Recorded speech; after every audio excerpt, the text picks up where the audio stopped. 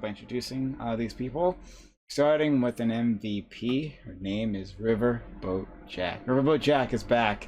Riverboat Jack, who, as you all can see below here, is our stream queen. Though it's blocking a name here. I'm gonna have to take it off the screen. But like, she's our stream queen. Hey. The stream knows. The stream knows the truth, Prime. Okay. All right. That could be the first topic, right? You guys fighting that out, sure.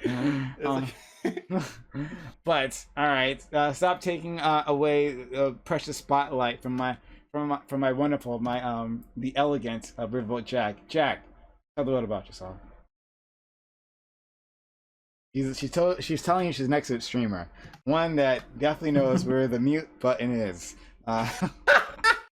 Damn it.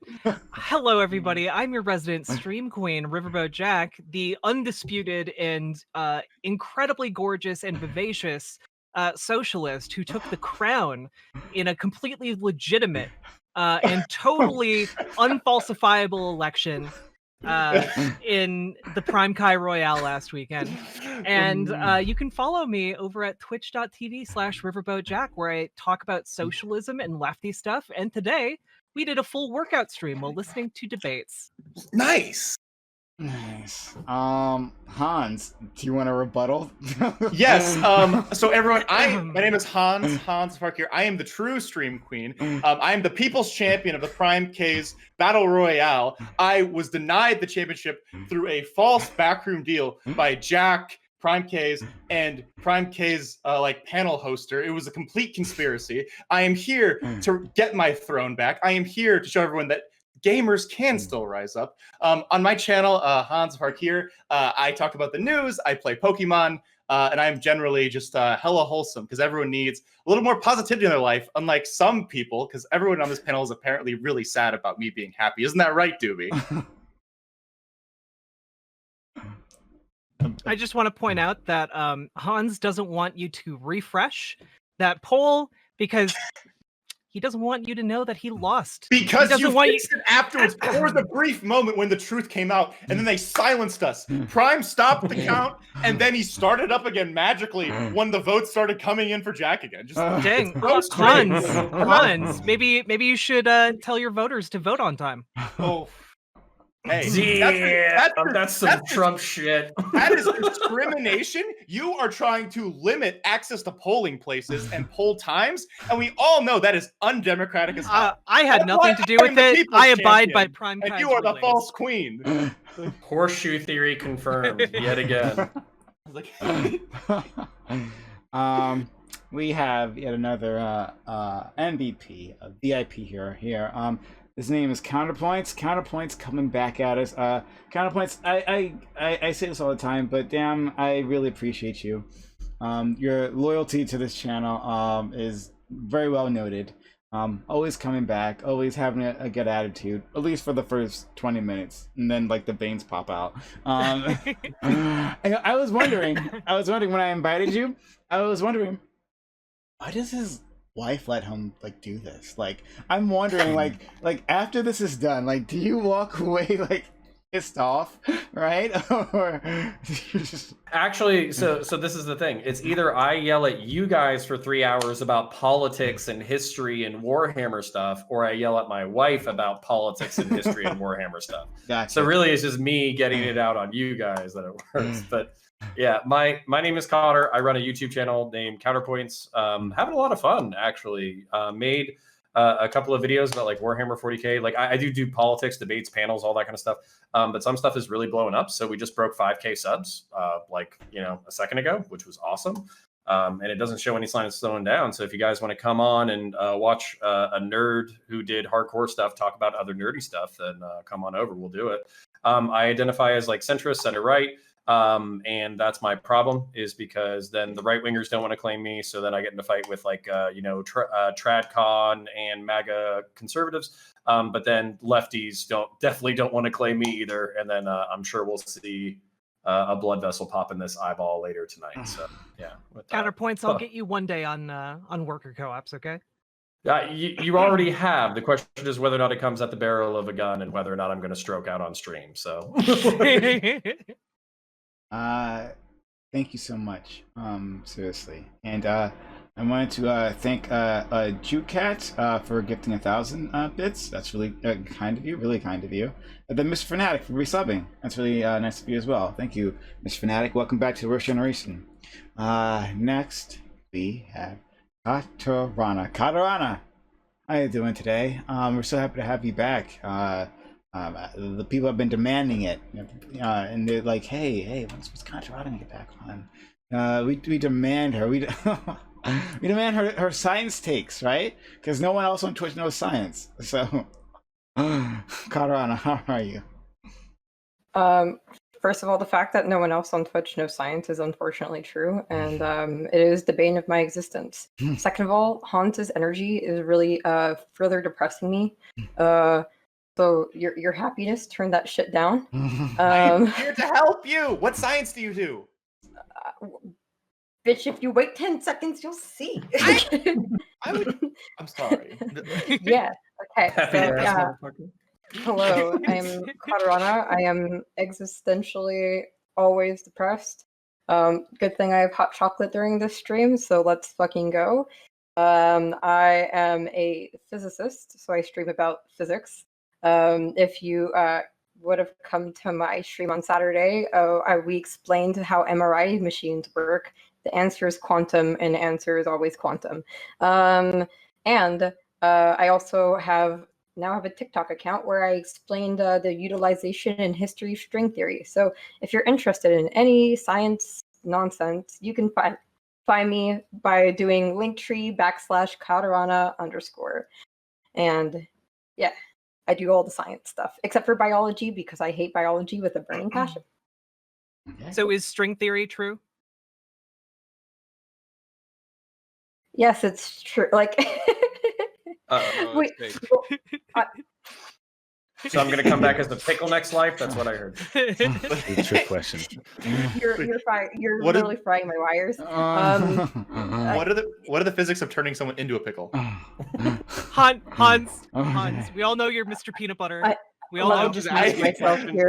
That is probably the best analogy I've ever heard of. Oh, I don't want to be Mr. Peanut Butter. You're Meeseeks. You're Mr. Meeseeks. I'm fucking Meeseeks. Okay. All right. So, no problem. And we're moving on. Dooby, our Dark Lord and Savior. Dooby, how are you today? I'm doing very well. For those of you who don't know me, I am Dooby. I help run the politics server on Discord, discord.gg/politics or politics.gg. I'm a very nice person. Not as nice as Hans, because I genuinely think that his level of wholesome and nice is sociopathic, and I'm pretty sure he kills people at night. We haven't gotten there yet. Thanks so much. Well, Okay. yet.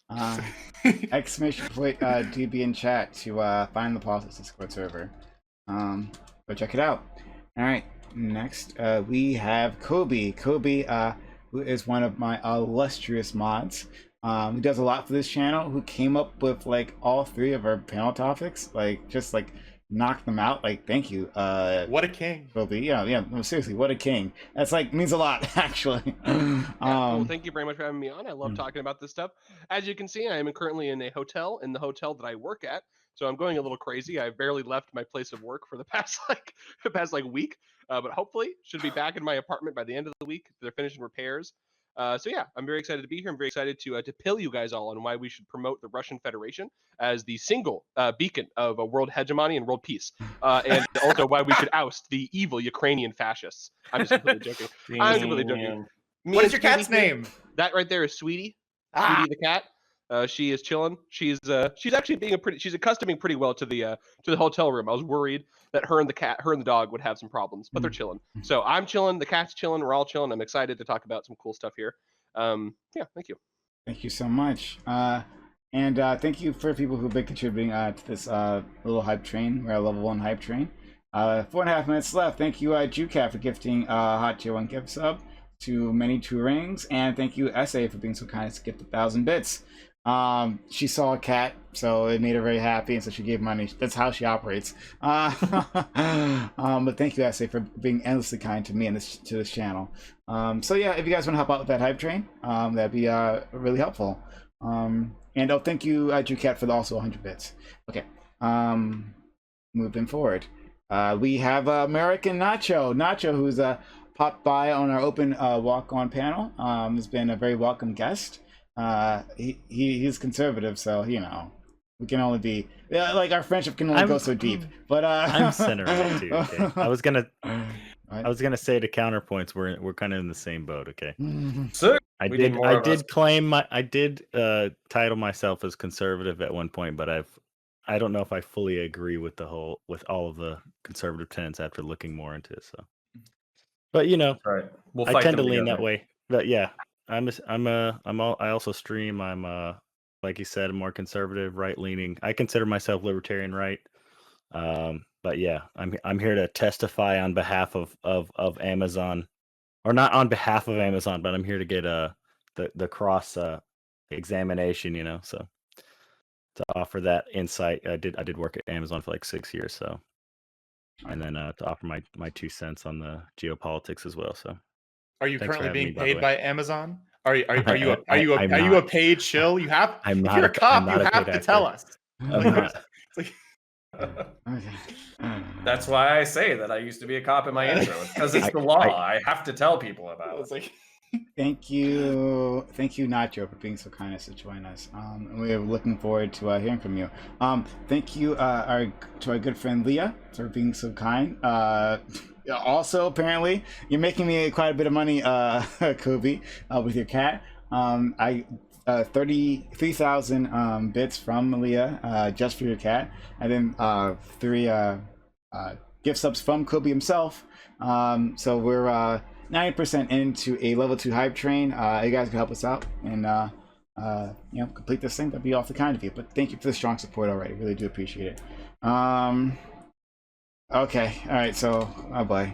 Looks like there's a lot of drama happening in Twitch chat and in Twitch politics in general. So I'll have to investigate that later. People are telling me about this drama that's happening. I literally have no idea. I'm the last person to know any of this stuff. Even my own drama, people inform me that it's happening because I don't know.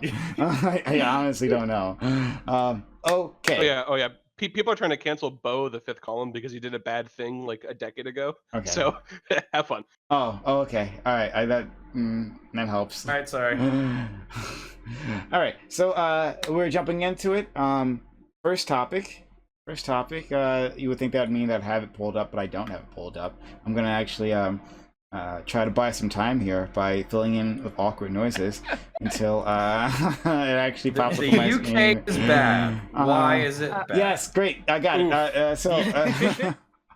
there's no Brit bongers here. Like that's That's need not a someone- problem. we need someone to dunk on. Like, why is your island so horrible? Why did you do this? Oh yeah. That's Hashtag right. colonialism. We only have one British person within our. Well, no, actually we have a few. But none of them are here, so that we can take it out on them. That makes me sad. Taking things out on foreigners is always fun. All right, moving on. Topic 1. The British government has proposed a new series of laws aimed at curbing disruptive, in quotes, protests. These laws supposedly are aimed at groups like Extinction Rebellion, who use public protests and flash mobs to spread awareness of the climate emergency.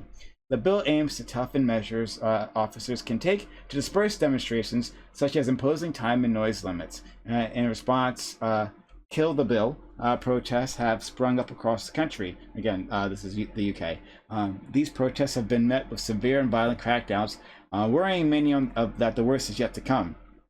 Is the British government crackdown a sign of what is in store for the citizens of other ostensibly democratic countries? How should the police respond when protests get out of hand and threaten public safety? And once again, I got to give credit to my main man, Kobe, for being so kind as to come up with this. Thank you for more stuff for the hype train. Thank you, Public Citizen, for gifting a sub. We're at level 3 hype train. You guys can help out with that. That'd be awfully kind of you. All right, let's jump into it. Go ahead, Revolt that way. Revolt Jack, if you could do your intro. Yeah. So hey, guess what? Free speech, good. not good, suppressing free speech. I think that, imposing arbitrary limitations on people peacefully exerting their right to protest is bad.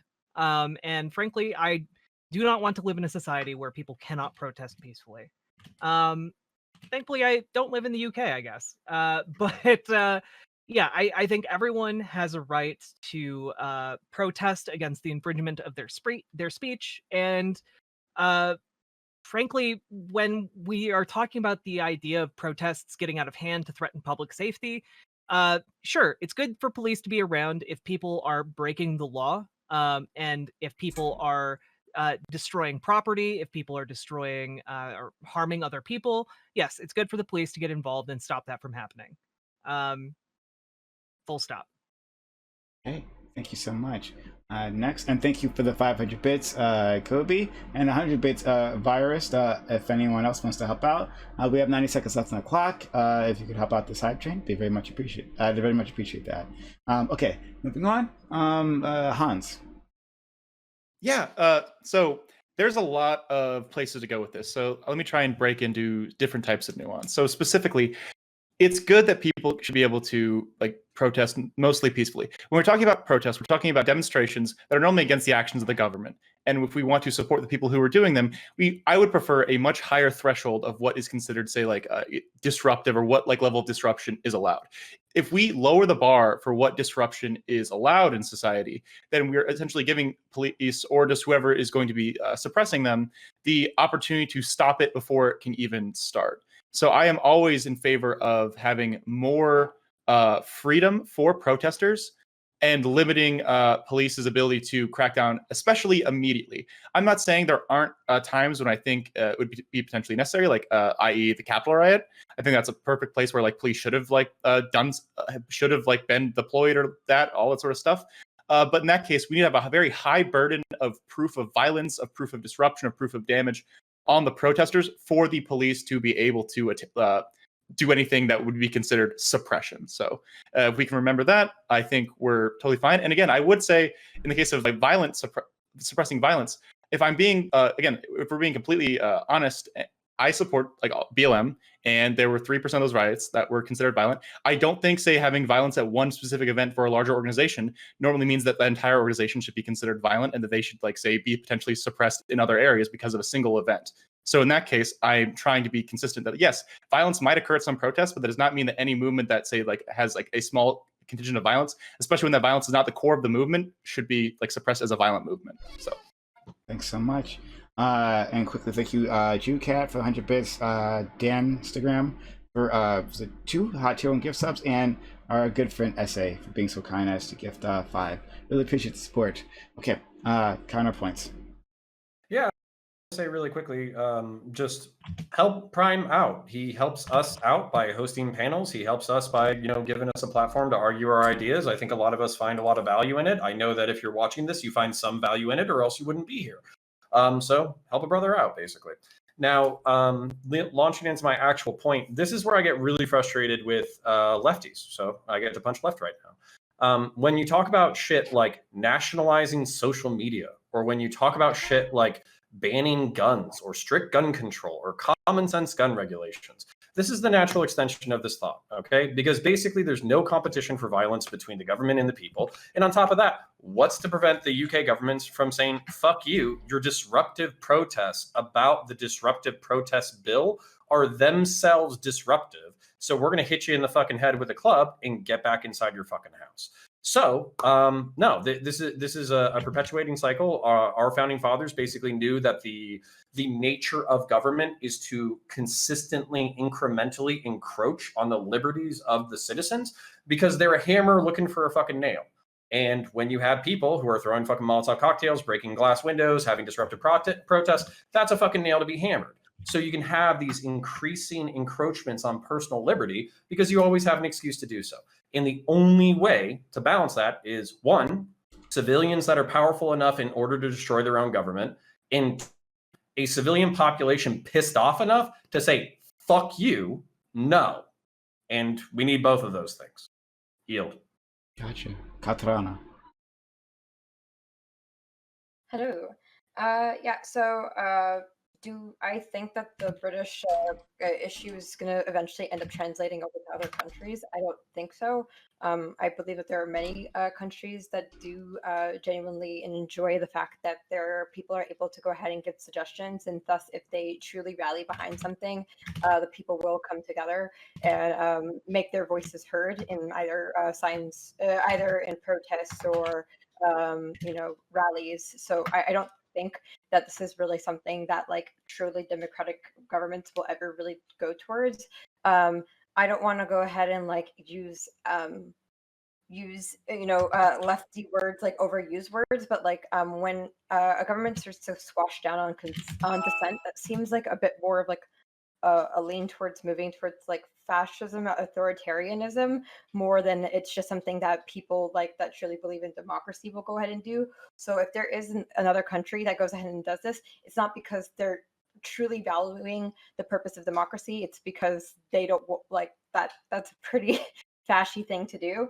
And how should police respond when protests get out of hand and threaten public safety? I think there's too much nuance in there that I don't believe that the police actually have the capacity to go ahead and decide when something starts to be a threat to public safety, because they go ahead and start squashing down on protests even before it gets to a danger level. So I mean, do I actually like think that police should be able to respond? I guess if it truly is threatening public safety, sure, but I don't ever believe that in most cases when police do get involved, it is. So Thank you so much. Dooby. I think this is like there's a lot of scaremongering or fear mongering. Sure, you know what I mean around this bill.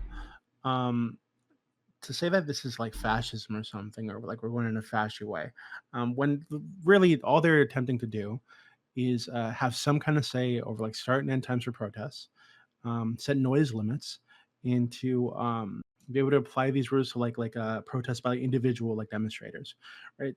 So I really don't see how that's like just running to fascism, right? If you have a protest that's going on for weeks at a time, some of these Extinction Rebellion protests have gone on for weeks. Some of the people glue themselves to shit. Remember one that I read a story about like last month, where there were people who chained themselves up inside of like a mud mound to protest like an oil field or some shit.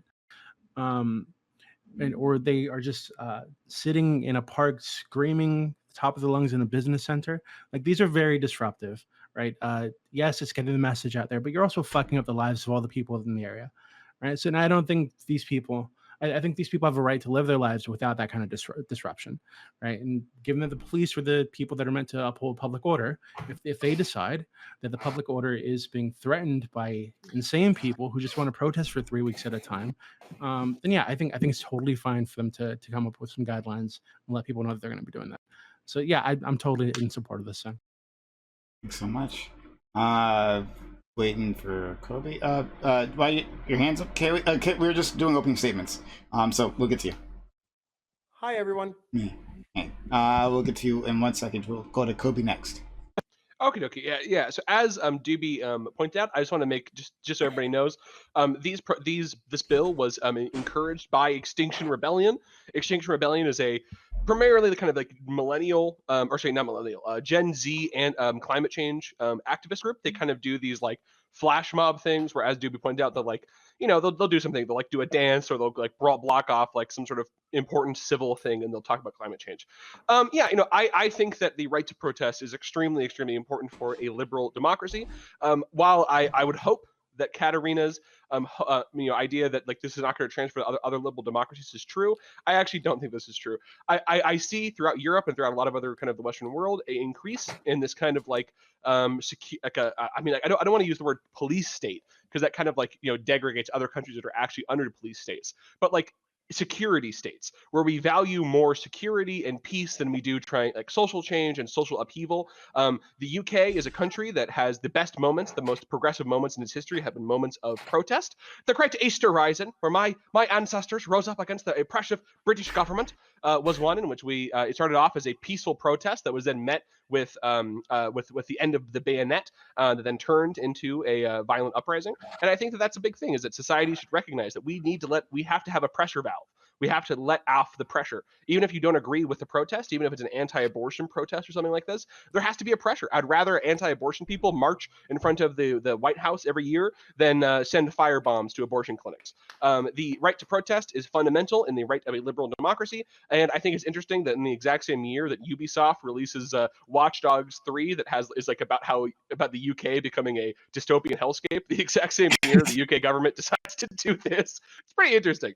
But I will agree with Dooby, though, that I do understand why people want this. I can understand being an old granny in the UK being like, I want to go to the store. I don't want to have fish blood thrown on me because I tried to buy food or something, or I tried to buy meat or something like this, right? So thank you for the intro. No problem. Thank you so much. Okay, let's go to Nacho. Yeah, so I pretty much on the same line there as Kobe for the most part. He said a lot of what I was going to say. I think it kind of becomes except I would just add, like, I think it comes kind of like a slippery slope. We already have laws that that protect against things like disorderly conduct or disturbing the peace or like rioting, political violence, etc. So I don't know why, you know, if this was happening in America, like I would probably be against it for either side, even if it was, supposed to be targeting, the opposition or something like that. It wouldn't really matter to me. I think the right to protest is really important, and it, like he said, I think it is kind of the sentiment or the it seems to be like a chain effect when one country passes these things, especially when you're, a part of the EU or you're like a Canada or you're kind of you have a larger presence on the world stage that other countries do tend to follow or at least to look into things like this. So So much. I would probably be against this. Thank you. All right. Well, I just wanted to welcome our good friend KOE. KOE, thank you for joining us. You can introduce yourself, and also we're talking about the first topic in terms of the British police, the British crackdown on protests. So please. How are we doing, everybody? And how am I sounding to all you beautiful people at home? You sound like you're the announcer in a science fiction movie. You have like this weird like echo. Sweet. Welcome. Double reverb. He's got to mute on. Yeah, you got to mute on StreamYard. Oh, poo.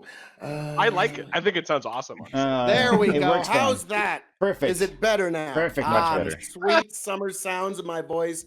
Now, granted, you were getting 2 fills for the price of 1, so I don't know. That was a good deal there for a while. But folks, I am very happy to be here. I am Phil KOE of KOE Nation on YouTube and Twitch.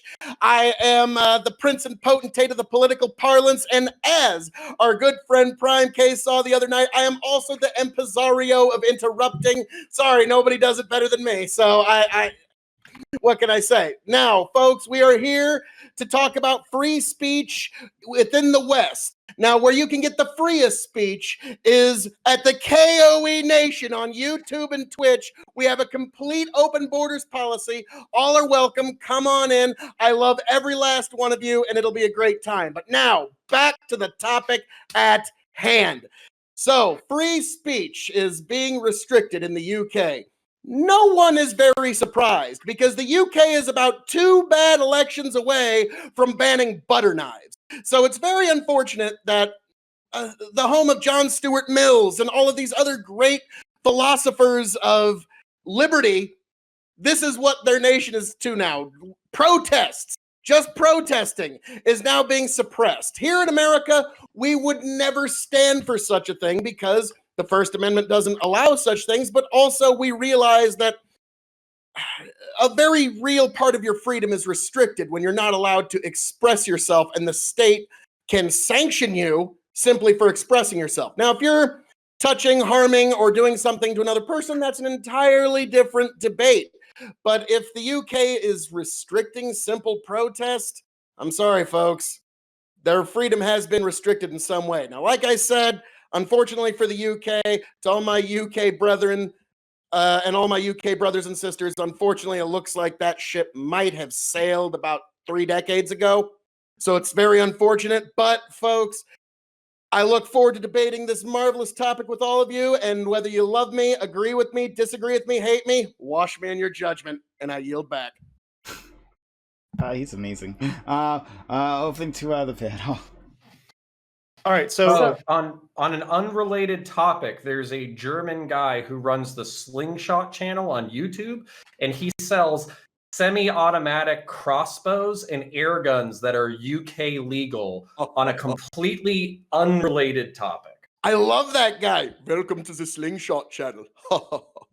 This is like I I wanna for Dooby. put- Oh, sorry. Go ahead. okay. Go ahead, Katie.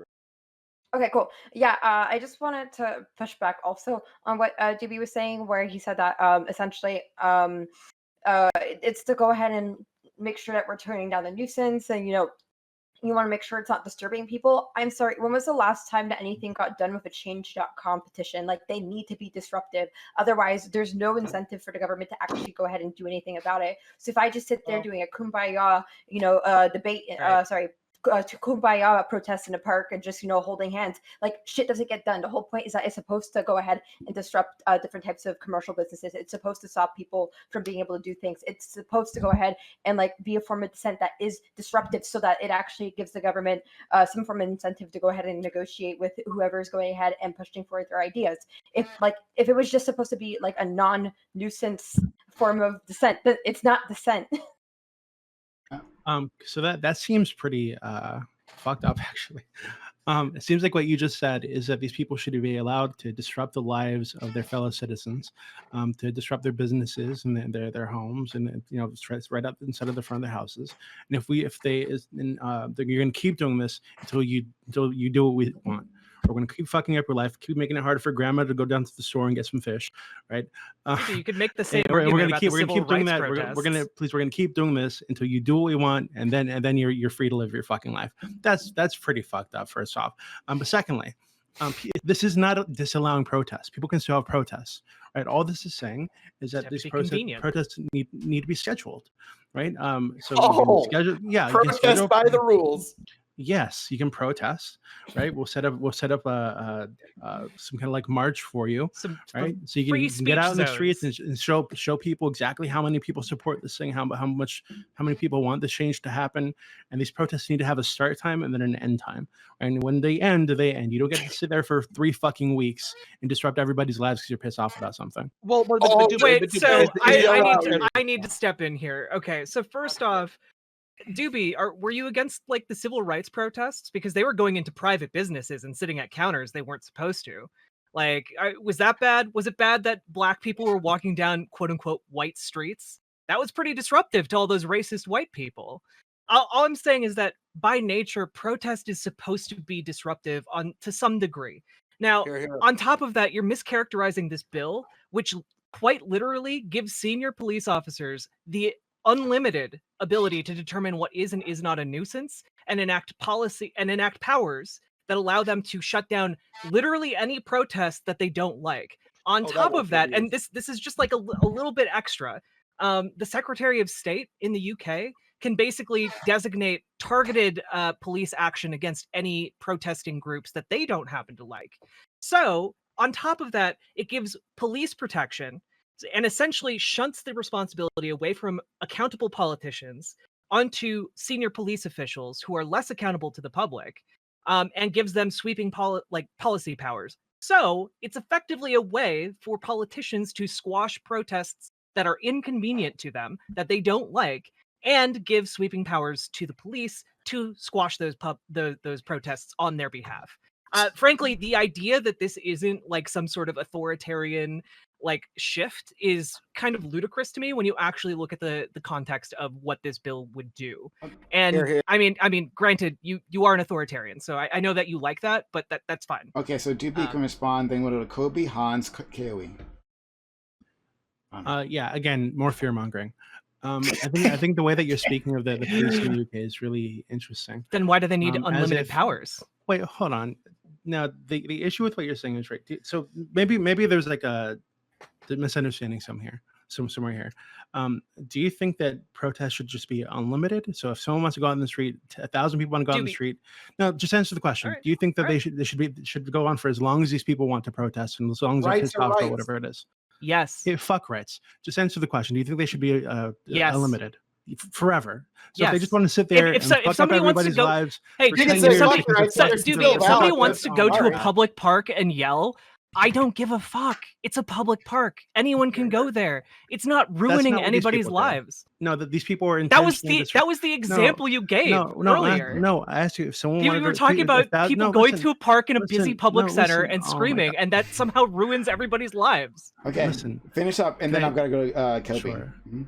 So you said that protests are meant to be disruptive, right? Yes, So given that- that's the case, Are you if against the 1,000 civil if- rights protests? some of them, yes. Oh, If really? 1,000 Which ones? people- Hold on. Tell if 1,000 me, which people- ones if were a- if which a ones were 1,000 too if a disruptive, thou- Dooby? Can I finish the question? I 1,000 want you to people- tell me which civil rights Oh my protests God, were if too 1,000 disruptive. people Dooby. wanted to be disruptive, right, and have a very Was disruptive it black protest, people going to white counters? Hey, Was that too Can you disruptive? just answer? Let- I let- don't know why you're let- trying to dodge this so Let him hard. finish. Let him finish. I don't know why you're trying to Finish. dodge this so hard. Look, if 1,000 people wanted to be disruptive, right, in a community somewhere, and just fuck up the lives of the people in that community because they're upset about some policy issue, right? Do you think they should be allowed to do this for as long as they want, for an unlimited amount of time? Yes, that's Yeah, freedom. So Yeah. that's fucked. That's the way Okay. rights work. You can do it whether other people like it or The not. freedom to bully your neighbors, yes. Let's go to Kobe. Oh, damn! Let's go. I'm sorry. I like that we live in a country Let's- where black people were able to get their rights by going into whites only Yeah, I mean, spaces. I have to agree And with the disrupt that. Riverboat Jack here. I think it's kind of rich, Dooby. You're a person that seems to be quite a strong advocate of a pretty liberal use of the free speech laws, right? You have a Discord server where people discuss just about everything. We wouldn't be able to have a politics Discord in Tehran or Pyongyang, right? I have a question. Would you not say that in another time we might need to use some of these Extinction Rebellion style tactics in order to promote a value that you like, Dooby, the value of free speech? Sometimes you have to use disruptive tactics to get what you want. Do you not see that there's a use of that, Dooby? Well, I think you misunderstand the reason my server is. I wouldn't call it free speech. I do allow as much as I can, right? But the reason for that isn't because I'm in love with free speech, or I'm in love with the marketplace of ideas. It's because I can't make it legal to be a Nazi or to be a Holocaust denier everywhere on the internet, right? So if I just say, hey, you can't talk about this thing in my little sphere here, there are 1,000 other spheres that can go do that. So it doesn't stop the spread of Holocaust now. It just happens elsewhere. They get radicalized elsewhere. If I could make it illegal to deny the Holocaust in the United States, I would do that tomorrow. Okay, Right? So okay, I don't that's have fair. so I'm working with the tools that I have. That's a crazy, insane talking or idea, but at least it's consistent. It always is. Okay, next is Hans, KOE, and then Caruana. All right, so just a quick question for everyone in terms of like define the parameters, like what protests we do and do not like, right? I personally do not think societies can exist if say scheduled or unscheduled, purposely violent protests can exist. I'm willing to bite that bullet in terms of liberal democracies. If someone says, "Oh, hey, we're going to have a protest where we do nothing but like break shit," I'm not in favor of that. I don't think any person would be in favor of that. I'm okay saying if violence happens at a protest, most likely because police are involved, then I would not consider that movement say like it happened to be inherently violent. I think that's an okay limit, but outside of that, if you can say something is disruptive, and you allow complete authority on what is considered disruptive to these people, then if a police officer might look at me and say, like, I could be like playing extremely loud music, I'm a giant white guy just walking down the street with my boombox, and like I'm totally crushing it, like, and I'm pissed off every grandma that like I walk by. But then, like, say, I don't know, then maybe a black guy is walking down the street and he like spits like a piece of gum on the ground, and like he gets tackled for disrupting like the peace and littering and stuff. And it's like, okay, then suddenly we have this completely different spectrum. Like, if we're going to allow like the specific biased judgment of any individual police officer to determine something to be disruptive, even if it's like, say, like 5 friends at a park, that could be a disruptive protest. If they're laughing and playing like, say, Dungeons and Dragons too loudly.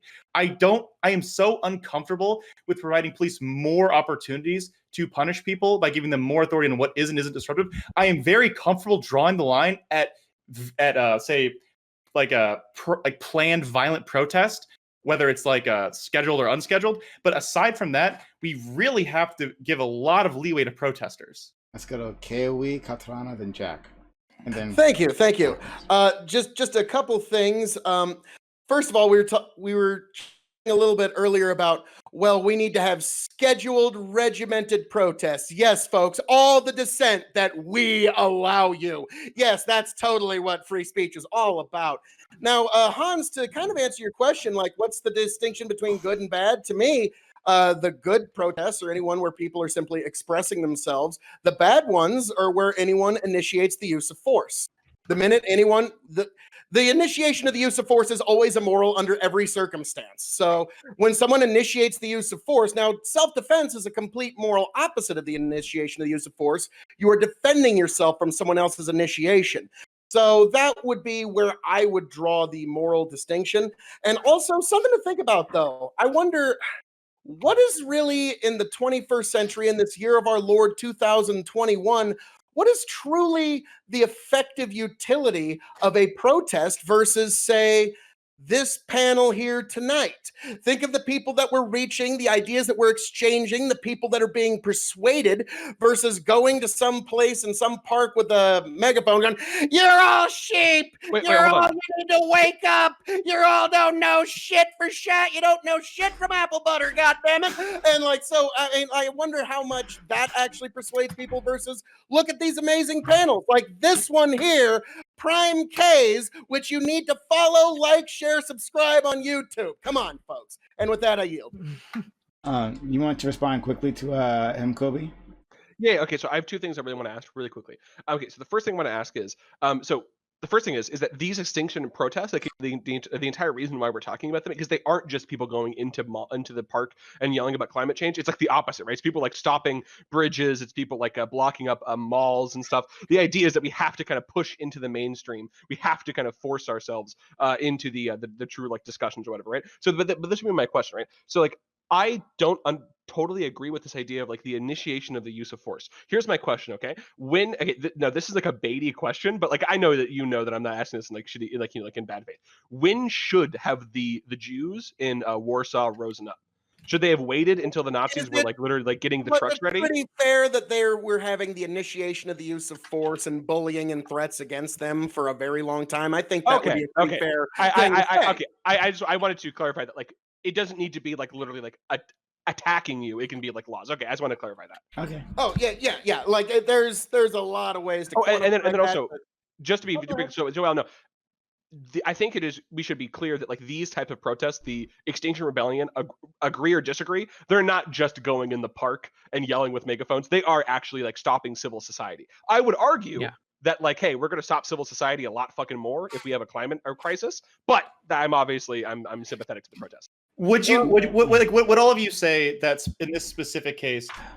It seems that in like protests past that we've allowed people the opportunity, like, the protest like leaders or the movements themselves to make the like decisions on how and when and where to disrupt. And every like type of disruption is a political decision, because if you block a road, yes, some people in that road will be pissed off. Most political leaders or movement leaders make that decision anyway. When like people like sat like when black people like walked into like whites only cafes and sat at the store, they were actively like pissing people off in the surrounding area. So I don't think we should try and like limit their options when we already have when the state already has so much power over like what people can and can't do. Let's go to Katarana. Here. Yeah, I also wanted to push back on Dooby, though I don't want to turn this into like one of those panels where everyone's just like, Dooby, stop saying the wrong thing. Dooby, stop being an authoritarian. Dooby loves it. That's why it comes on. Dooby, stop saying the wrong thing. That didn't. Stop it right now. But I also noticed that like, I don't know if it's like a straw man or like an appeal to emotions, but whenever you're making arguments, it's always like, but think of the old lady that can't get her medication because of the protest. Oh, think of the children that are being harmed. Like, and like, it's not going to ruin anyone's life that there's a protest. Like, and protests are a very, very important part of like living in a democratic society. Within Canada, they tried to go ahead and raise tuition in Quebec. Like over 20,000 students went out and protested, and that stopped. It stopped the tuition from being raised. They had to freeze the tuition rate hikes. Some could say, "Oh, well, they should have just gone ahead and like not have interrupted such a major street. And they should have like asked the government, hey, can I have this street from this hour to this hour, and stopped exactly at 8.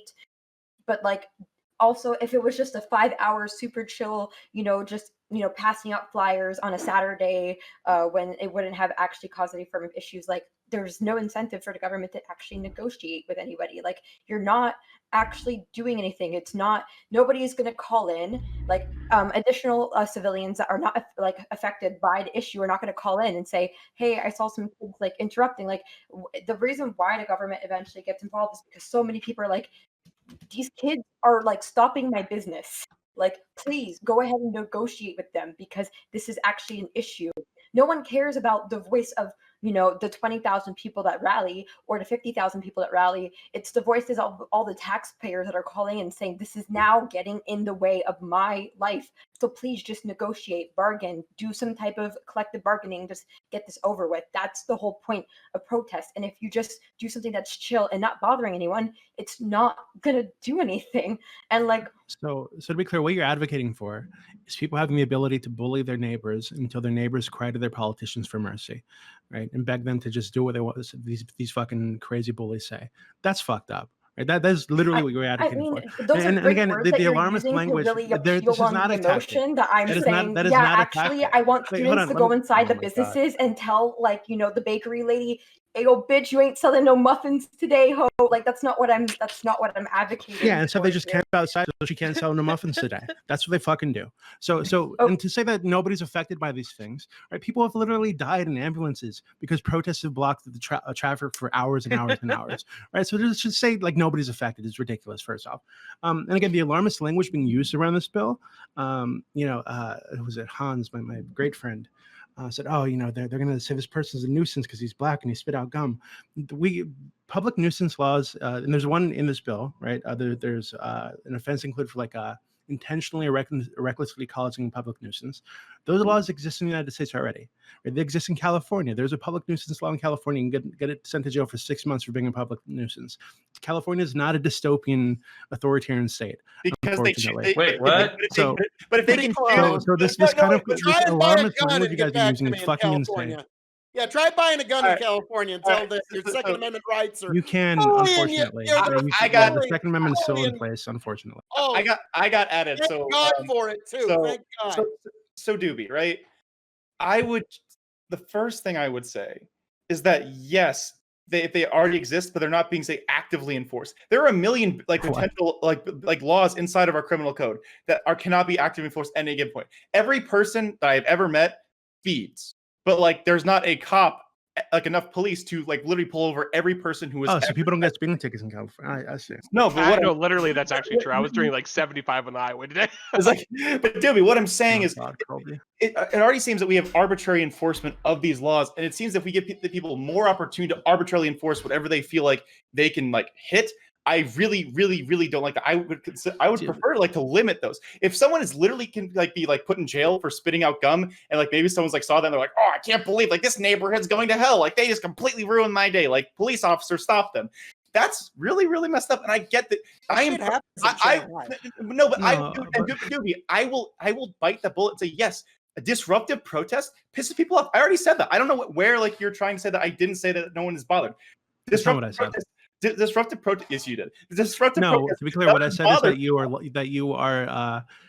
you're using alarmist language with regards to the nuisance part of the public nuisance part of the bill, right? Because we have public nuisance laws in the United States. They are enforced, by the way. Laws don't disappear when they're not enforced 100% of the time the law is broken. That's fucking stupid. So these laws are enforced, right?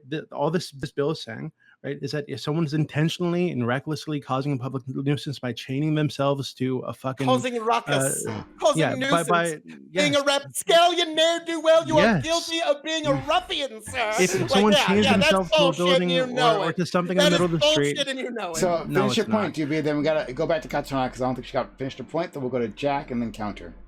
If someone is blocking traffic, they've chained themselves to something that's in the way and causing some kind of nuisance to the neighbors. Yeah, they're being a nuisance and they should get punished for that. This is something that we have in the United States. The United States has plenty of fucking protests, right? So again, you guys are using alarmist fucking language around that. Okay, Katarina, finish up your point. Then we'll go to Jack, counter, Nacho, the Kaylee. Yeah, I mean, like, at what point is it considered to be a nuisance? Like, it just seems like you're essentially going ahead and adding in extra laws that allow the government to go ahead and arbitrarily decide when are things now a nuisance and when are things not.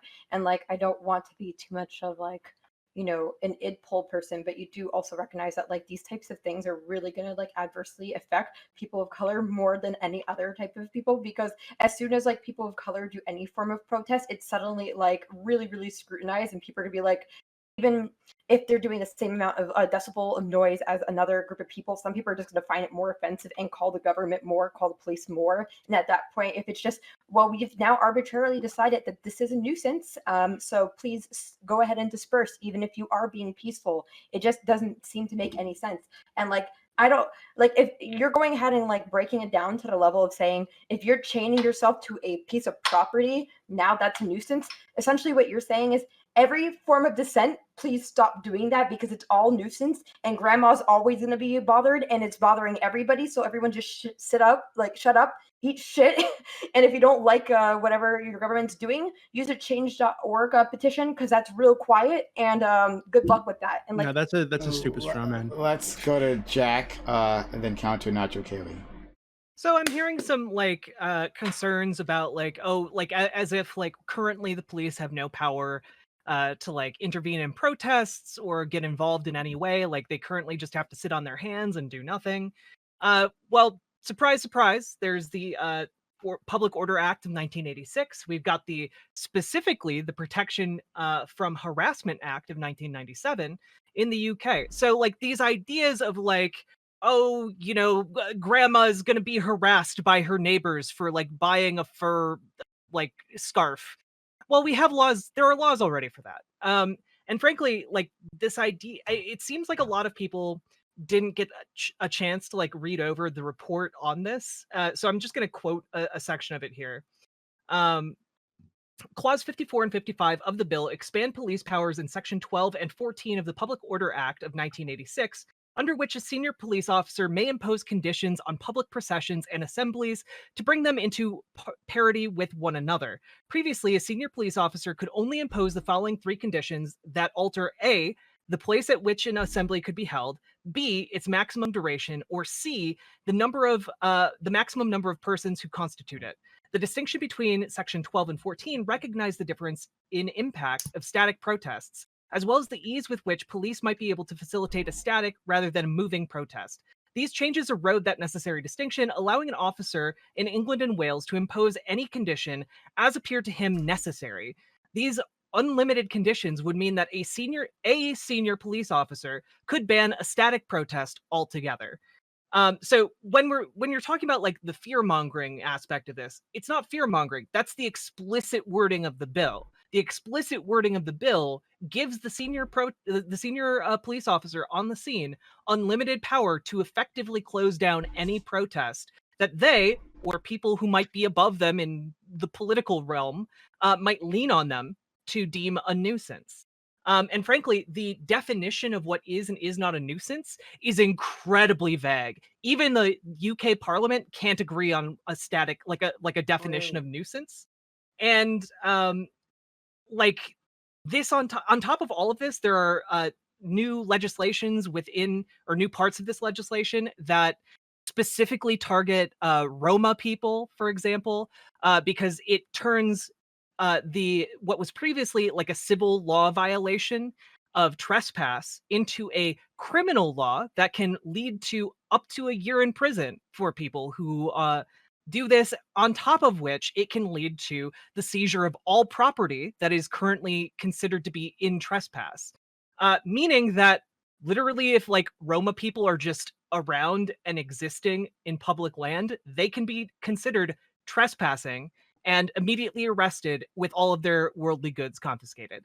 These are things that are included in the literal text of the bill, and I would encourage other people to read it if they're curious. Let's go to counter, Nacho, then KOE. Counter. So you guys gave me a lot, and KOE, this isn't a dig, but PrimeCayes could correct me if I'm wrong, but I think he corrected me several times when I first came on his show, and his name is Kai? Kai. Kai. Well, Well, both of them, PrimeCayes and PrimeCayes, they're both awesome. I think he let it slide for the past couple of weeks because he was so excited with your enthusiasm that he was just like, fuck it, it's good. Like the enthusiasm makes up for it.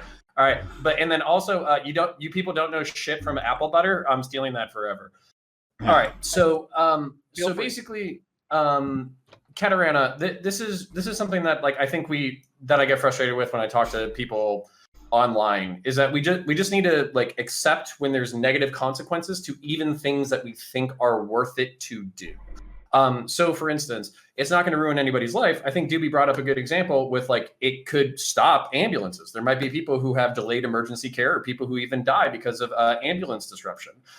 Even in LA, when 2 cops were shot, there were literally people standing in front of the ER as they were bleeding and basically not letting the ambulances in. Now, that's pretty fucked up, and I think cops should go hit him in the head with nightsticks. But at the same time, like I think they should have a right to protest in general, like police shit. So that's kind of the distinctions that we need to draw. Is just because we think an idea is worth it doesn't mean that there isn't negative effects. But this is where I want to punch right too. What's the point of a fucking protest if it's not disruptive? What's the fucking point of it? Because basically, as everybody said, if you go to the center of the park, you stand there on a soapbox with a bullhorn, nobody's going to give a shit about it. As a matter of fact, nobody has given a shit about Black Lives Matter until it got disruptive.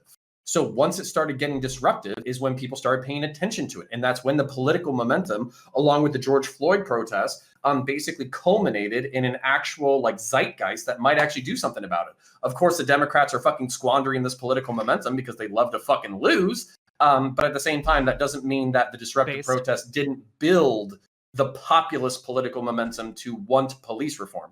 Even conservatives at this point want some level of police reform. So, and then I just want to do a thought experiment before I yield the floor again. So what does Extinction Rebellion believe in? They, like, I don't know, but just off of the fucking name, I would assume that they believe that we are in the throes of a climate catastrophe that everybody is actively ignoring right now. So if they interrupt your fucking Sunday morning latte, that might be worth it if they actually save the fucking planet. So them having disruptive fucking protests, delaying fucking traffic, all that kind of shit, if they save the fucking planet, all's well that ends well. So basically to put this arbitrary limit on law enforcement that they can just decide what's disruptive, you're effectively eliminating the ability of protests to ever be relevant anyways. And this is my last point before I yield. Okay. You do not want cops to be the people who make this decision. Okay, I was party to what amounted to a what would you call it? A public park party in the traditionally Black neighborhood in my community. And while everybody was just barbecuing, hanging out, listening to music, and grilling, cops already wanted to break it up as disruptive. And of course, that party later escalated after 11 p.m. into something that was disruptive and was violent and did have to be broken up. But effectively, you would have prevented Americans from gathering with their community, eating food, drinking beer, and listening to music. What the fuck is the point of this country if we're preventing people from doing that? And with that, I yield. Connor, this is why I love you sometimes. Katarina, you can respond since you were called out. Then we'll go to Nacho, Kaylee. Mm-hmm. Yeah, so I apologize if I didn't go ahead and like verbally, outwardly concede, but yeah, I totally agree that sometimes in the cases of ambulances, it does actually, it can infringe on people's lives, but I just meant like more in a sense of like, yeah, I don't really care if like Stacy can't go to Starbucks today, like whoop-de-whoop, but like I totally get it. If there is if it sometimes does slow down ambulances, and I'm not even gonna put that as like a hypothetical. I'm sure it does, and I will concede on that one. And I just want to go ahead and like I guess do a hand wave, like yay on what you were saying is with the whole idea of if you go ahead and give this type of thing to cops to go ahead and decide whether or not it is now an issue or not. I also can testify to many Black gatherings get called to be are suddenly rambunctious just because, you know, people are just hanging out. And just because I'm not playing Blink 182 and I'm playing DMX, it's now a problem. So yeah, I'm totally yeah, I don't So- like the idea of giving police the authority to say that's good, that's not. So it's like everyone outside. Sorry. Nacho, please, he's waiting. So yeah, Okay. I mean, I just want to really quick just say I don't think it. I get your sentiment and bringing it up because we're relating it to like Black Lives Matter, but I think that it's kind of irrelevant as to who it affects. Like the majority of these that are being affected are like a bunch of white protesters because it's in the UK. But regardless, like that, the reason I say it's like irrelevant is because you just don't want to give the government that weapon, like, in my opinion, because it doesn't matter who puts it into power. It's only a matter of time before it's probably going to be used most likely against the same people who voted it in. I would agree that we don't want public protest. We don't want protests like imposing on the general public and like Dooby said, like I can empathize with a lot of what Dooby's saying, but up until the point where we just want to like sign this, like we think it's okay to sign this in, and I know this is happening in UK, but it, you know, these are our peers, I guess, so it's only a matter of time where we start looking into things like this. I think Phil made a fair point earlier though about there being more effective ways to reach politicians. I think reaching your local government first, etc. I know Prime and many others like me say that all the time, local. But I mean, I think things like this and being an influencer stuff, I think that you reach more people that way too. I mean, it seems kind of outdated at this point, but I mean, we do want to have that, you know, in our back pocket. We do want that as a people. We want that as a tool to use against our government. So we would never want to do. I mean, in my opinion, we would never want to do anything to like step on that.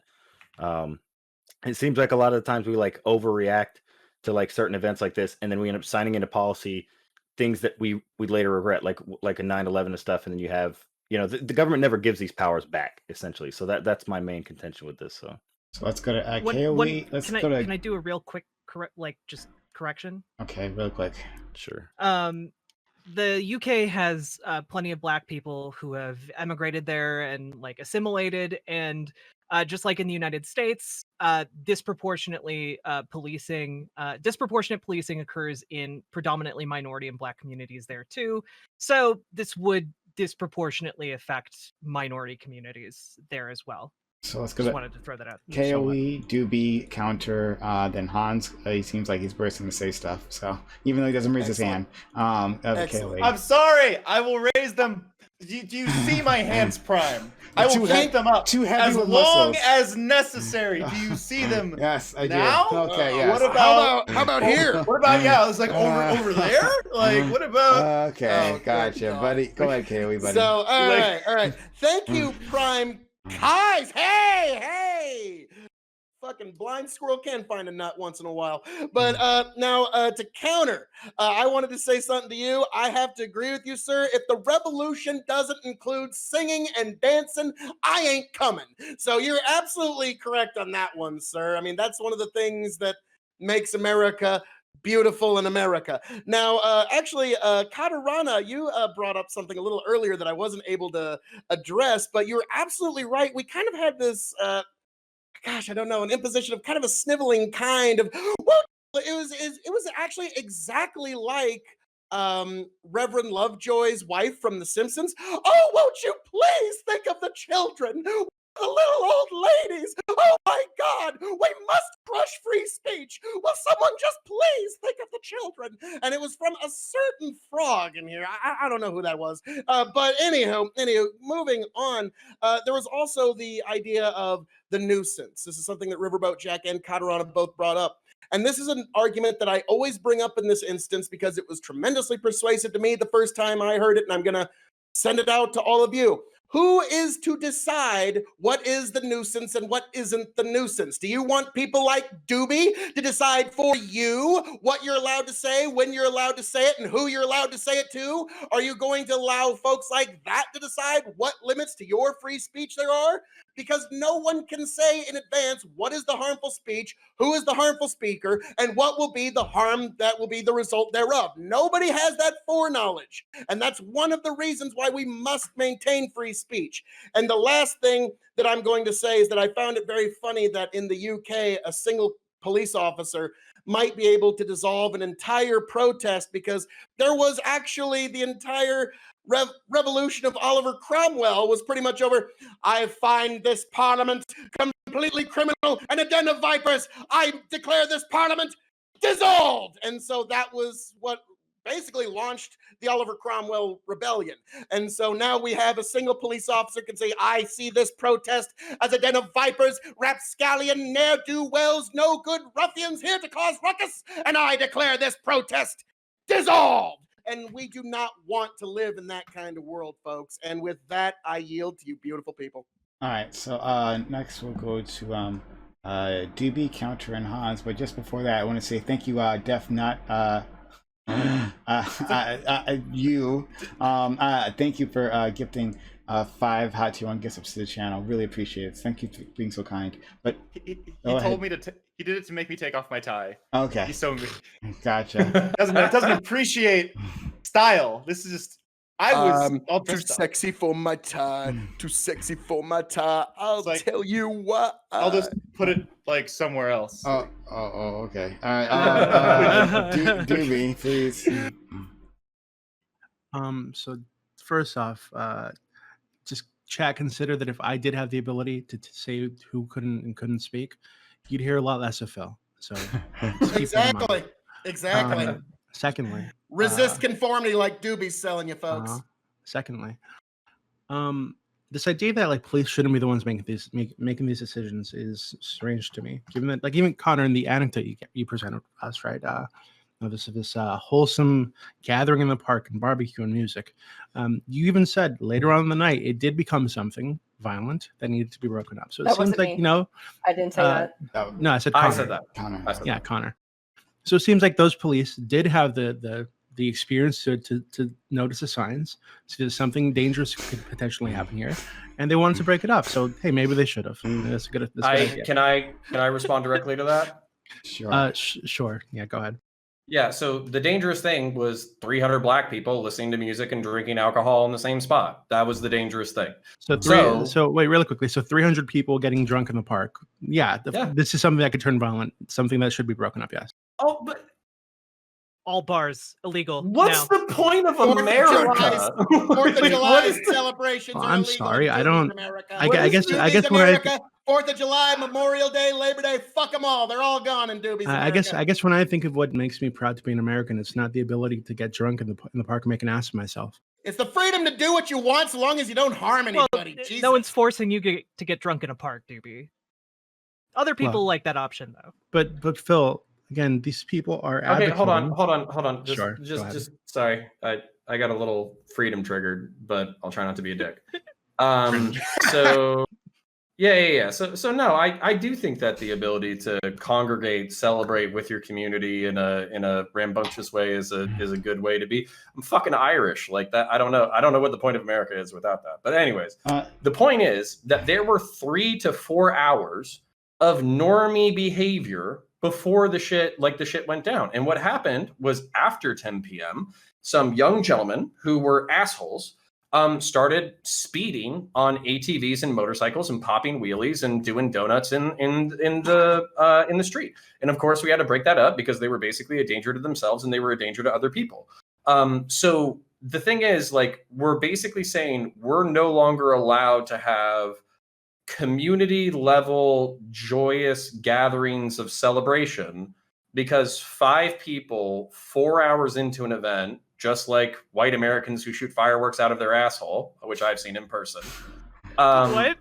Yeah, what? You put a bottle rocket in your butthole, and then it'll, by the time it shoots off, like, it should have enough force that it only singes your butt hair.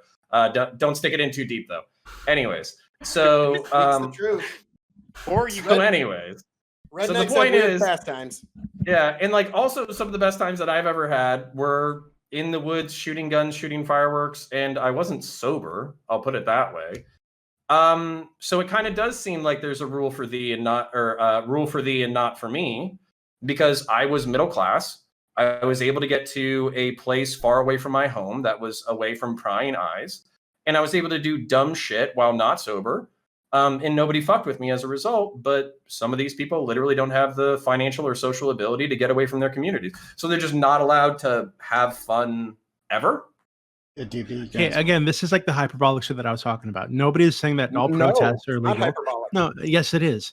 Nobody's saying that all protests are illegal. Nobody's saying that all public gatherings are now illegal. Whether it's to Because they protest. permission to do them first. You just police- said that my protest- cop friends No, should have listen, been able listen. to break up the event. So before. Dooby, Listen, finish your point.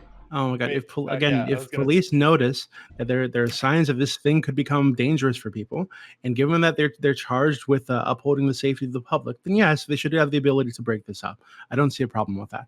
Yeah, Okay. police should be able to No, break no, up the please Super let Bowl. me. I'd guys. like to finish, please. So again, this bill is not about making protests illegal. You can still have a protest, just schedule it so that people can plan their lives around this thing, right? I don't As think long that's. as No, I they don't can, think can't. Even if you I don't think schedule that's it, too you much. can cancel it. I don't. That's part of the bill. I don't think. I don't Go think ahead. that's too much to ask. I don't think it's too much to that. Hey, yes, you can have a protest, but there are clear guidelines. You don't get to just sit there, squat there for 3 weeks, and shut down parts of the city because you're upset, right? I think that's totally reasonable. Okay. And again, this thing about public nuisances, we already have this law in the United States. So waving your fucking freedom flag around about how awful public nuisance laws are, now it's going to turn everything So to a terrible. dystopia. It's fucking ridiculous because ruckus. these things exist in the U.S. today, and it's not a dystopia, right? People are fine. Just assuming What about a public ne'er-do-well law? assuming What about a all, public, please stop. Okay, come on, Assuming all come this on, come on. malice, right? Assuming all this Speed malice, up, speed up. and the intentions of the police force is fucking insane to me. Okay, all right. So we have a limited amount of time left. So let's see if we can get through this. Counter Hans, Kobe, Katarana. All right. From my experience, law enforcement officers tend to be security minded. We also tend to be a little bit paranoid because we see horrific shit all of the time. We see people hurt themselves. We see people kill themselves. We see people die in accidents. We see people overdose. So if you ask a cop whether or not you should fire fireworks out of your butthole, their answer is going to be no. And if you ask cops if you should have 300 people in a public park drinking loud, listening to loud music, the answer is going to be no. And if they think whether or not you should eat red meat, the answer is going to be no. And if you should have fun, the answer is going to be no, because cops are notorious fucking buzzkills, which is why I don't hang out with them in my private life, despite having a lot of them that I love dearly. And frankly, I'm a fucking buzzkill. You don't want me to determine what happens in a fucking party because I'm like the mom, like herding fucking drunk cats, like fucking like, oh God, please don't do that. Don't do that. Like, so no, like some of the best memories I've ever had in my entire life were when I was doing things that were not necessarily in the public interest with young people and middle-aged people, and we were having a great fucking time. And if you ask a cop whether or not you can do any of those things, the answer is exclusively going to be no. So no, I'm not interested in living in that. And to say, final point, to say that America isn't a dystopia, like I love America, but I will acknowledge its problems. There are some things that I think are incredibly dystopian. Yield. Okay. Going to Hans, Kobe, Katarana. Kissing my flag after that, Connor. All right. So a couple things. One, Connor, you don't have to stick it all the way in your ass, as my fellow dummy thick friends know. You can just squeeze your ass cheeks, and if you're thick enough, you don't have to worry about the penetration. So there we go. All right, taking good tips. Good tips over But here. what if the penetration's part of the fun? I mean, if you're Clear, into I it, I'm would just make ass giving you rockets an really Don't good, kink for sure. shame them, Hans. Come on and then now. I'm just I- trying I- to provide an alternative. So the second part. I wasn't ready for this topic. I think we found our new topic too. The second thing is Dooby specifically. So you're okay with disrupting the lives of people, provided it's scheduled, and so it's everyone's responsibility now to have complete and full knowledge of every protest, every event that is ever going to happen, because otherwise they're still going to have their lives disrupted. Is it their fault for not doing it? What is the burden for those people? And then a further thing, just like a point blank. Are you okay supporting this position, knowing that this position has been used in the past very specifically to correct things? So what I'm asking, specifically, did you support the civil rights movement? So that's a silly question to ask me. It's a yes or no question. No, It's a yes or no. I just got to address this directly. Pretty because simple. You there's can been- say either yes okay, or no. It's simple, man. Phil, you need to control your impulses, Phil. So there Well, you are. need to be able There's to been, answer straight questions. Okay, Get a you're shot doing at it that. okay, all right, let him finish. So let him there- respond. There's been this attempt, and for the last 30 minutes or so, to imply that I'm some sort of racist because I want there to be guidelines and rules of engagement for police when dealing with public protests that are going on for a long time. That's It's ridiculous. I think you guys know that's ridiculous. So I'd like you to stop doing it. I'm not a racist, right? So that being said, yeah, I think that it is true that in the past, laws like this, even public nuisance laws, right? I'll give that, have been used to oppress people like me, brown people, right? And I don't think that's okay, right? I think that when that happens, the people who do it should be punished severely, right? But that doesn't mean that the law itself is bad. It means the people that were enforcing the laws at the time were bad, right? So we shouldn't just throw out all laws that have been used to target people in the past. I think if the law is good, right? And it serves a purpose, and that purpose makes people's lives better, then it should be on the books, right? If people are enforcing that law unfairly, then we deal with the people enforcing the law unfairly. I don't think it makes sense to throw out the law. Okay, let's go to. You didn't answer the question though. Were you pro civil rights movement? So.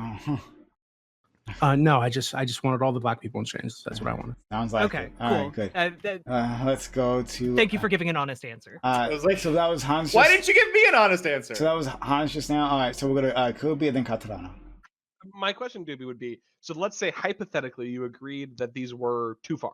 What should we do if hypothetically a government implemented restrictions on protests that were too far? What should be the action? Should we stop protesting, allow the laws to exist, and try to change them through electoralism? What do you think we should do there? I'm sorry. What should we do if what? What was the first part of that? If hypothetically, if we agreed that the laws went too far, if they were doing too much, if they put too much restrictions on protests, what should we do? If we can't protest the protest laws, what do you think we should do?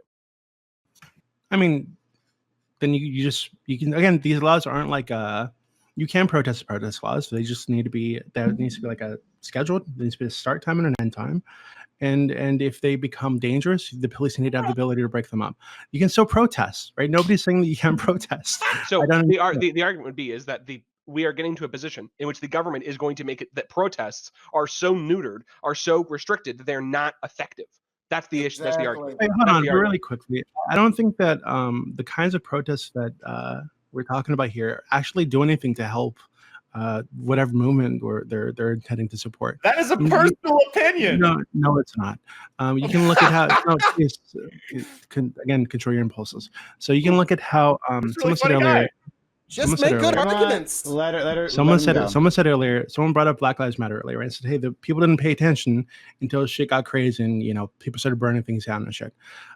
There are actually studies that show that support for BLM and the movement itself went down after these riots and after people started seeing things burning on the streets. So that actually didn't help the movement. That was counterproductive as fuck.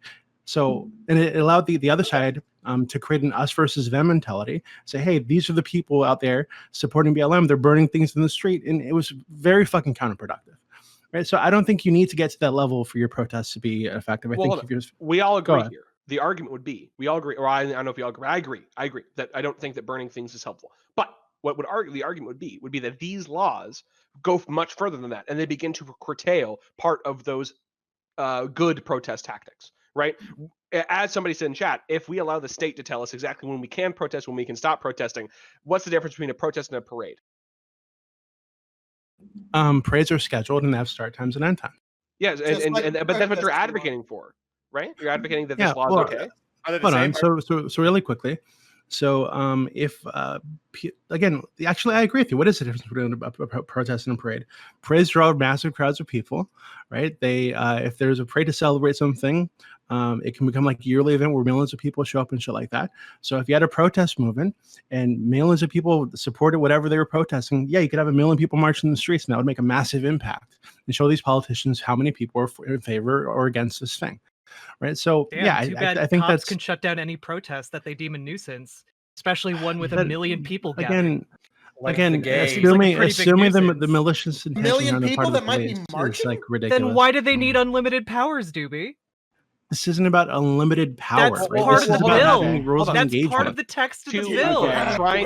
Trying to bridge a little bit of a gap here so we can move forward. I think we can all agree here that probably the people in the UK are not sitting in a big room all being like, haha, we have to figure out a way to oppress the masses. There is probably people that are legitimately worried about what Dooby is worried about, the idea that we're going to have more negative effects in general by these protests. Okay, but I think we can all agree here that, again, you could have really good intentions and have really bad outcomes.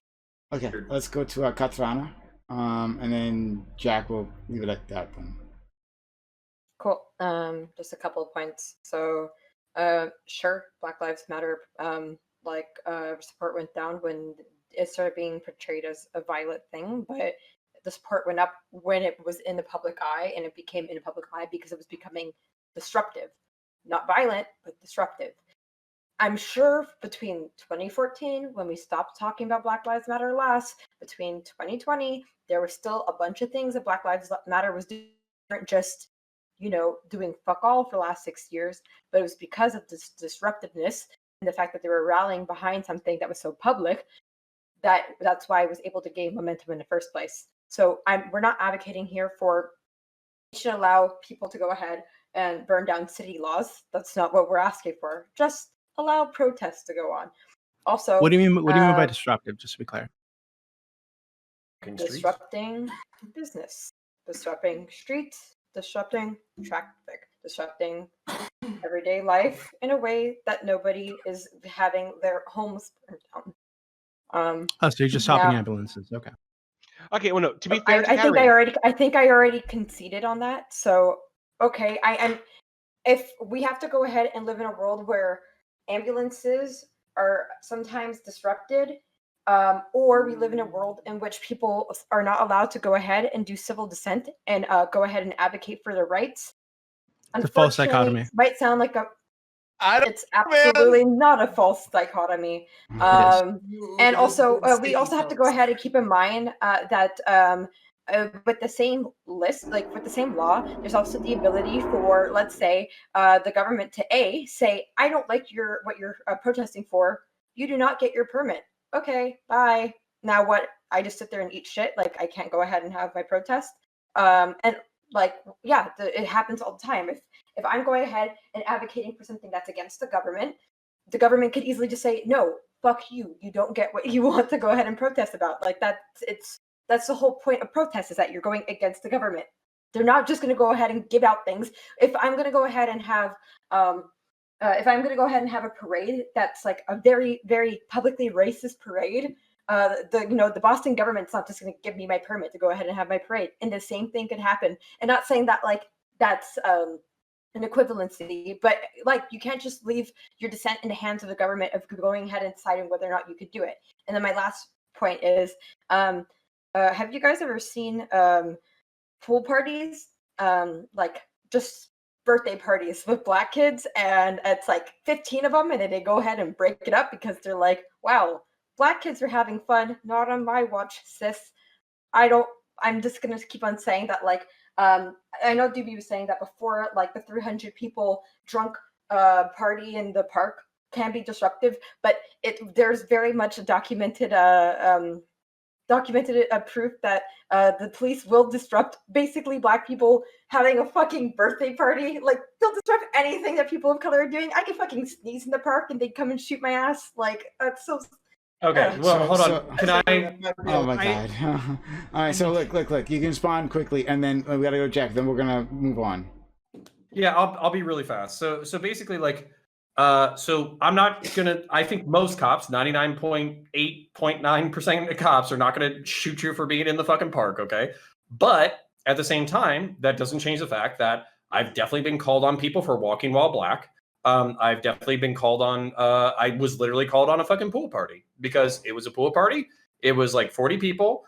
One of the host lived in the neighborhood, but he invited his friends who did not live in the neighborhood. It was between 20 and 40 people. And because it was 40 people, people in the community got upset.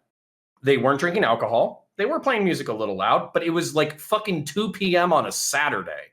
And so like literally 2 or 3 police cars show up, check the ID, make sure the person lives in the neighborhood, and fucking leaves. How much of a fucking bummer is that for hanging out at the fucking pool and listening to fucking music and hanging out?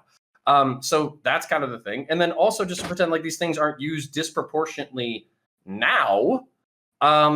Literally, like I was called to a neighborhood because a kid who was a young teenage black man, was walking down the street on a Saturday at 2 in broad daylight with no backpack. He was just walking while black. And because the fucking neighborhood was disproportionately white, they called me to fucking go look at him. And I literally drove by him and I was like, yep, there's a black kid walking down the street. Amazing. Like, fucking leave his ass alone. Amazing. Jesus Christ. Let's go to Jack, and we'll move on. So part of like the issue that I have with this is like what problems are giving like singular cops unlimited authority over like protest solving, right? Like we already have the 1986 Public Order Act in the UK. We have Protection from Harassment Act in 1997. And guess what? It's also a crime to block ambulances in the UK. That's a crime already. So why do we need unlimited anti-protest power given to singular cops on the ground? This seems really ridiculous to me. On top of that, this bill literally lowers the level of knowledge that cops are required to give citizens, meaning that you can be arrested for just unknowingly breaking a decree made by one of these officers on the scene. And you can Like thought face crime. multiple years of prison for doing so. So like, this is like, I don't understand, like a lot of the stuff that Dooby is complaining about specifically is already illegal, whether or not you're part of a protest.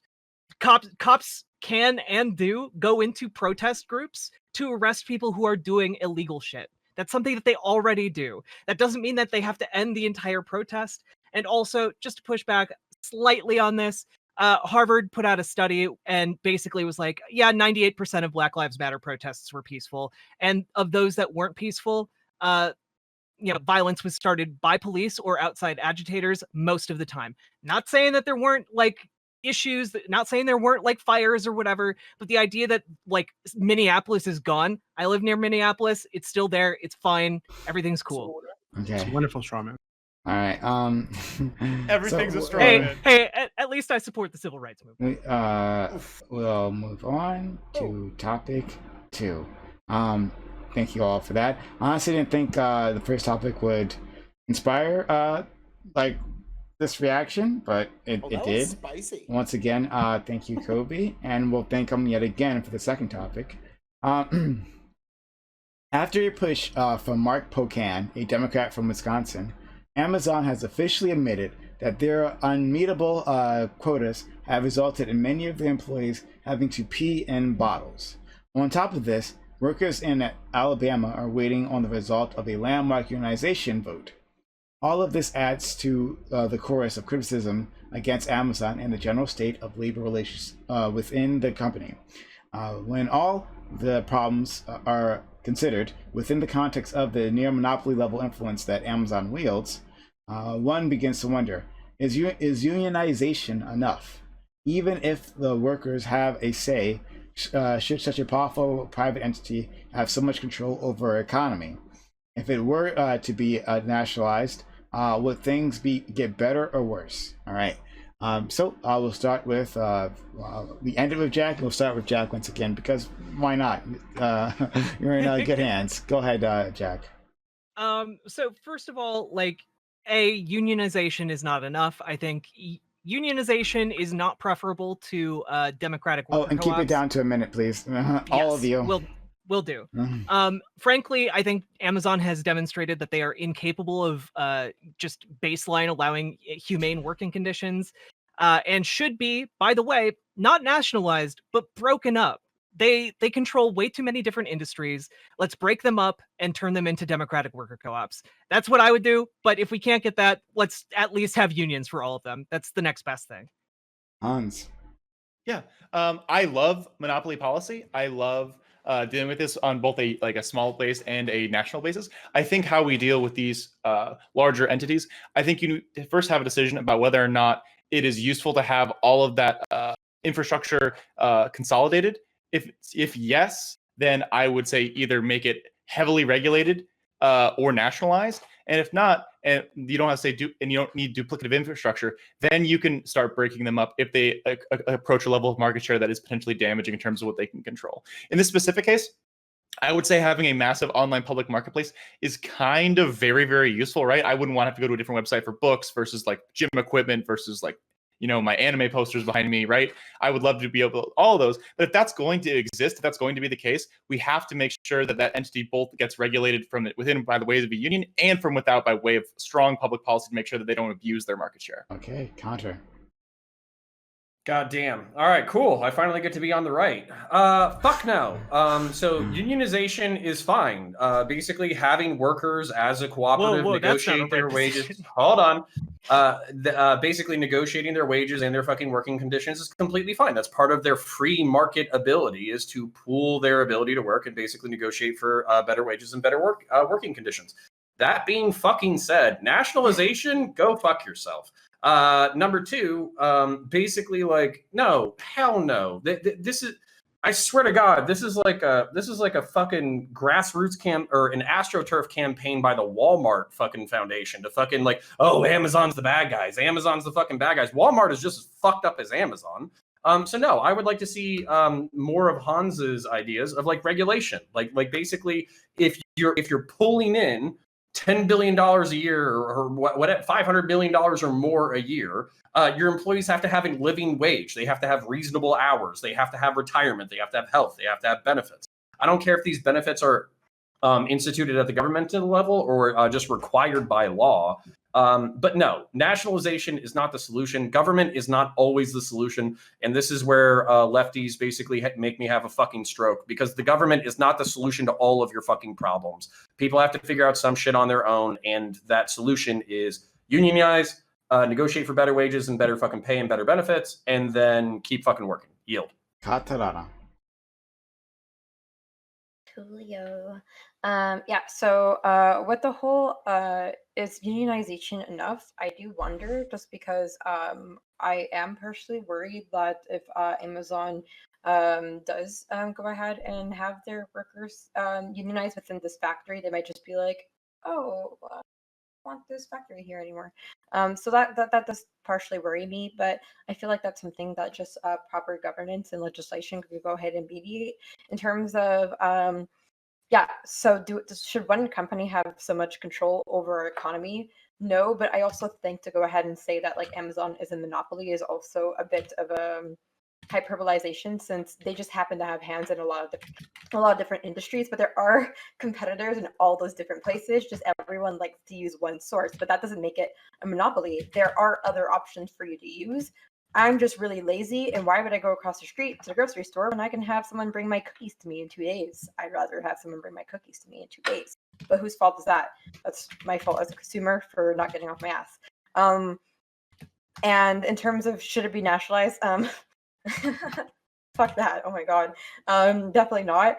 And I don't even entirely believe that it should be broken up, just because like what incentive would I have as a company to like do anything and even grow at all if at any point the government just can be like, you're kind of big. We're gonna sell you to this company now. Wrap it up. You. I'm done. Okay. Dooby. So yeah, we should nationalize Amazon. I don't think it makes any sense to have a company this massive with this much influence over our country to be led around at the whims of like predatory capitalists. It doesn't make any sense to me. So yeah, that's it. Nationalize Amazon. We should. Gotcha. All right. We'll go to. We'll do this. We'll go to KOE, then Kobe. It was his topic. Want to hear, and then Nacho, because Nacho has first-hand experience. So we'll go to KOE first. Thank you, good sir. Now, let's be frank here. First of all, Connor, welcome back to the right there, buddy. We welcome back. We always bring them back in the end, folks. But let's be frank here. I'm just going to go ahead and say this right now. I don't mean to be derogatory or to denigrate anybody's opinions here, but let's be frank. We all know that nationalized Amazon would be less efficient. If you think Amazon would be in any way, shape, form, or figure more efficient as a nationalized company, I am sorry, you are not a smart person.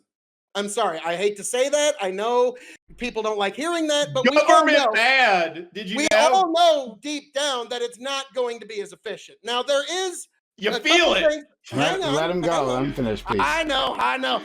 Ooh, yeah. But let's be frank. Amazon is doing one thing incredibly wrong right now. The one thing that they're doing the most wrong, the thing that's leaving the most money on the table, is not naming Phil KOE as its new CEO. So that's really its biggest misdirection at the moment, but we'll get there. But let's be frank, folks. We're all wanting to carve off a piece of Amazon's pie because it's a fairly big pie right now.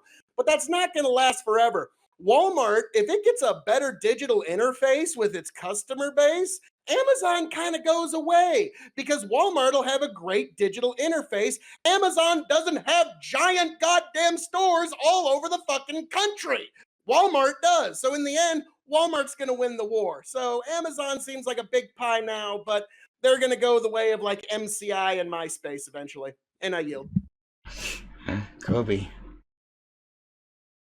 Yeah. Listen, all right. I think it's very silly that we would, in the year of our Lord 2020, still allow our economy to be run by the blind emotions of the market. I don't think this is true. Let's look at the other countries around the world: South Korea, China, others that I can't think off the top of my head. All these countries have large nationalization or large monopoly laws.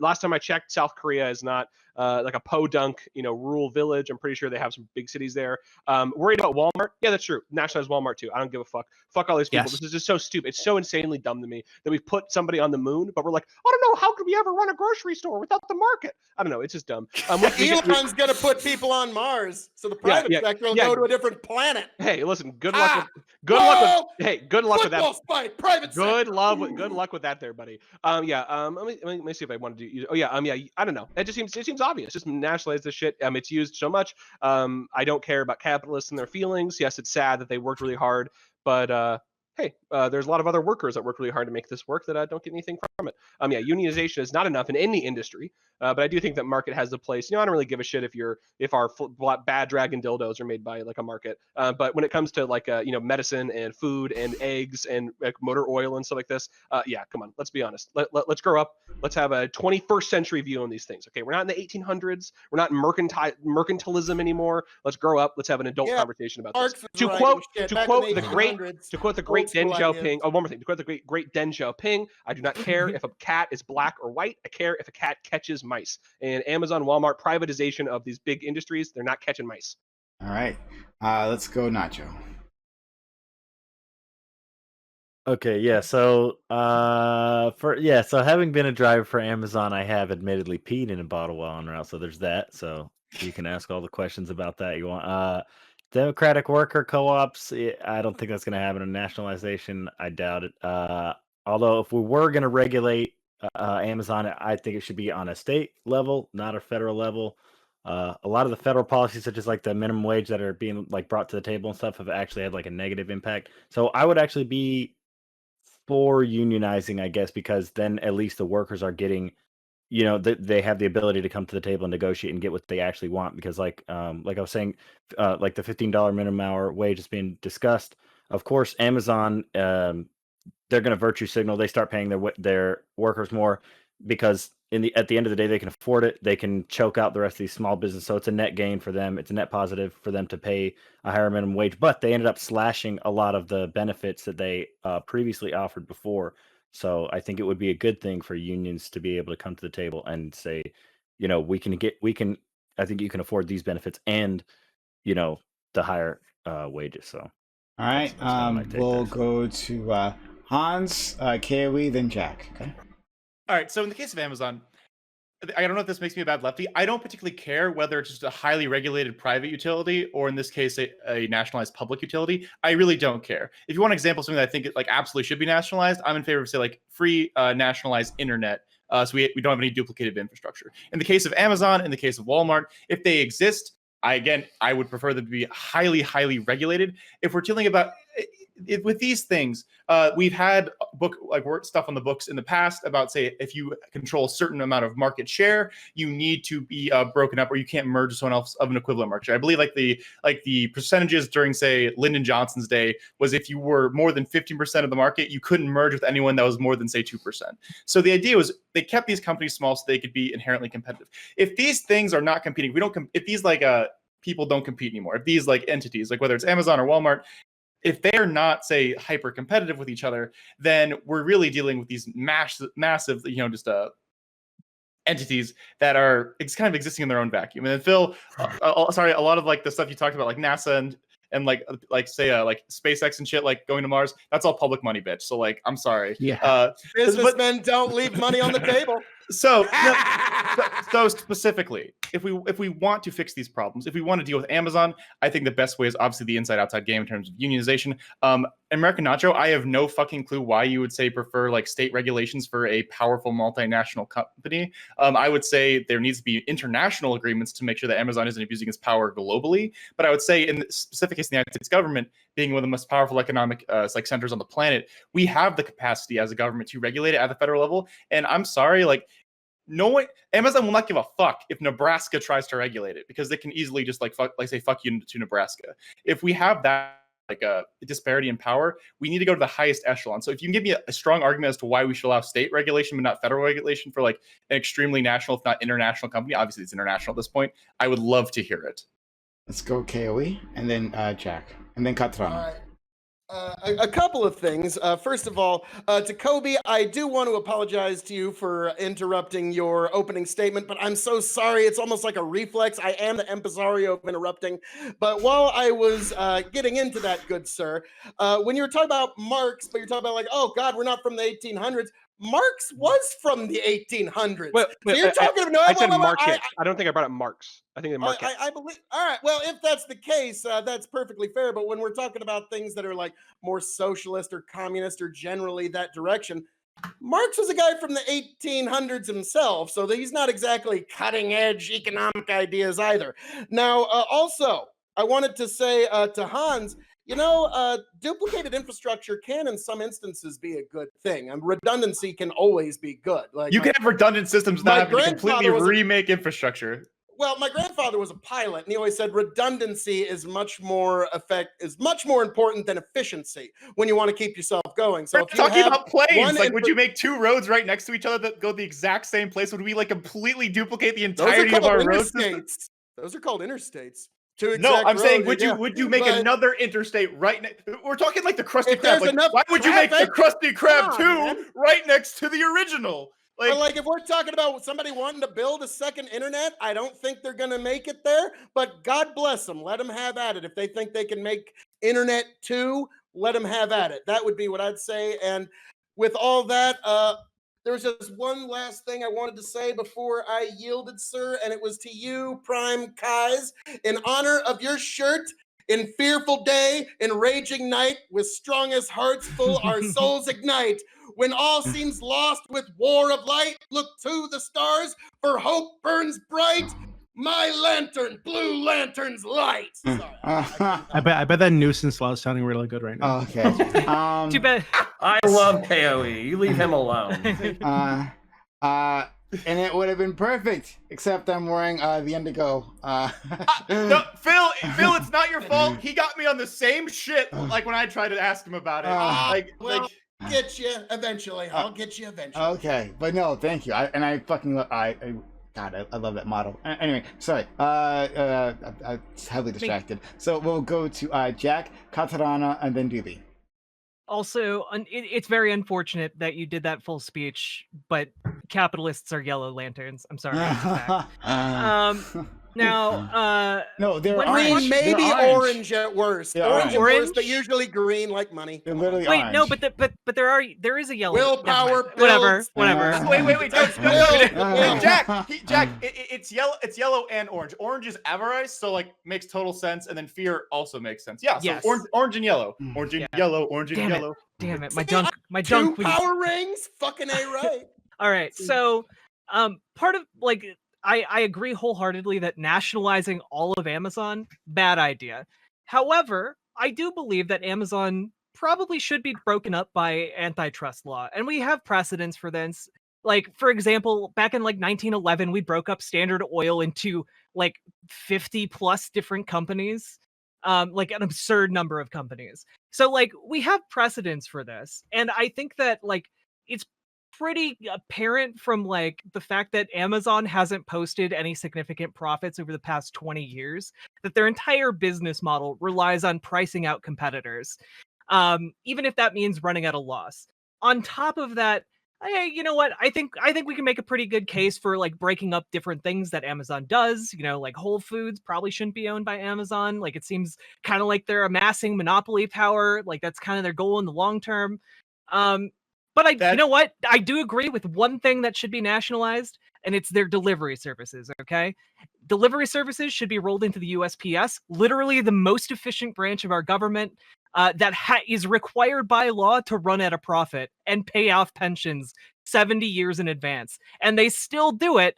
But the reason I argue for this to be nationalized is because specifically the like Amazon's delivery services rely on subsidies from USPS. They actually get USPS to deliver their products. And frankly, let's just nationalize that delivery service, roll it into USPS.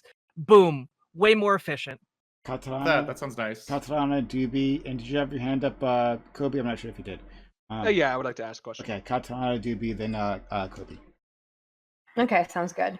Yeah, so in terms of nationalization, typically like all the current things that have been nationalized are always like in relation to infrastructure. So just going ahead and nationalizing like a business that's making goods and not infrastructural things is like really strange.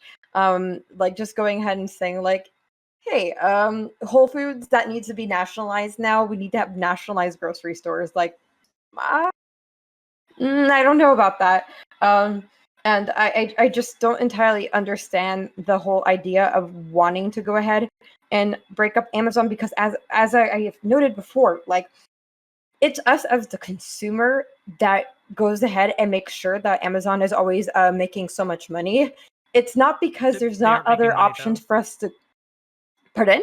They're not making money. Like they haven't posted significant profits in like 20 years. Okay, so then it's us as a consumer that's going ahead and contributing to their revenues. But like when it comes to like their revenues, it's not because we don't have other options to go to. It's not like there's actually truly a monopoly and I don't have anywhere else in the world to get my food from, or anywhere else in the world to go and get my nail polish remover from, or anywhere else in the world to go ahead and like build my website with and have my server be on. Like I have other options. This is never true for any industry ever, though. There's never an example in which there's a true monopoly in which you can only buy from Omnicore, right? There's always an example. So like this is just this standard is but helpful. But this is why I said it was in violation of the Antitrust Act. It is doing things that are literally illegal if they are building their entire business model to underprice all competition and build up a monopoly in the future. That already violates antitrust laws, even if they don't currently have one. And I'm. Are we under the impression that every major corporation doesn't do that? Are we under that? Yes, so that's not a good point. Let's let Katana please finish. Katana. So I'm not a huge like simp for Amazon. Like Bezos isn't really like funding my Twitch channel, so I ain't got love for him. Like he's not doing anything for me. But like in terms of I know for other things like Facebook, you could say Facebook is a monopoly, but it's also because it truly is. What am I going to go use? MySpace? No, like it's really everybody is using this one platform. And if I want to go ahead and communicate with people, I have to use this. I can't just say, you know what? I'm going to go ahead and ask everybody to like use any of so many different fucking messaging apps now, but like I'm not going to use them because all my international family's on WhatsApp, all of my friends are on Insta, and all the boomers are on Facebook. And if I want to reach all of them, I have to use like Facebook owned things. But like for Amazon, I could truly order from anywhere else. I'm just too lazy to.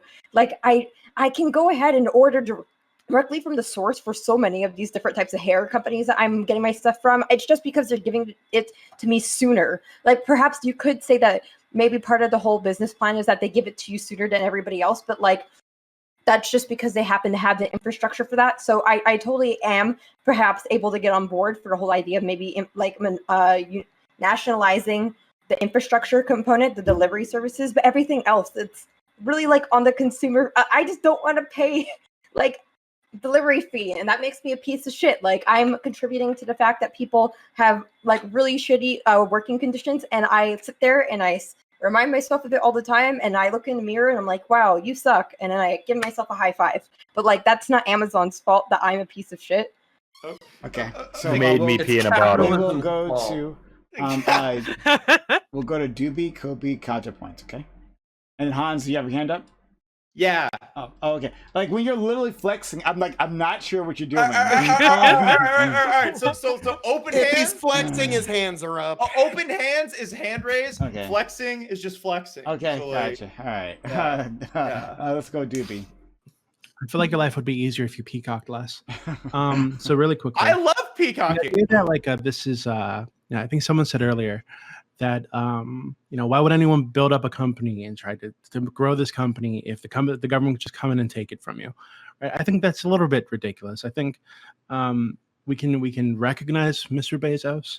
We say thank you for your hard work in building this beautiful infrastructure here, but now it's time for this infrastructure to serve the public good instead of the needs of capitalists, right?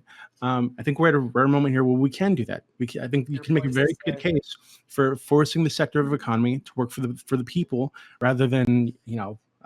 Bezos or whoever the fuck's bank account, right? And I think we should take that.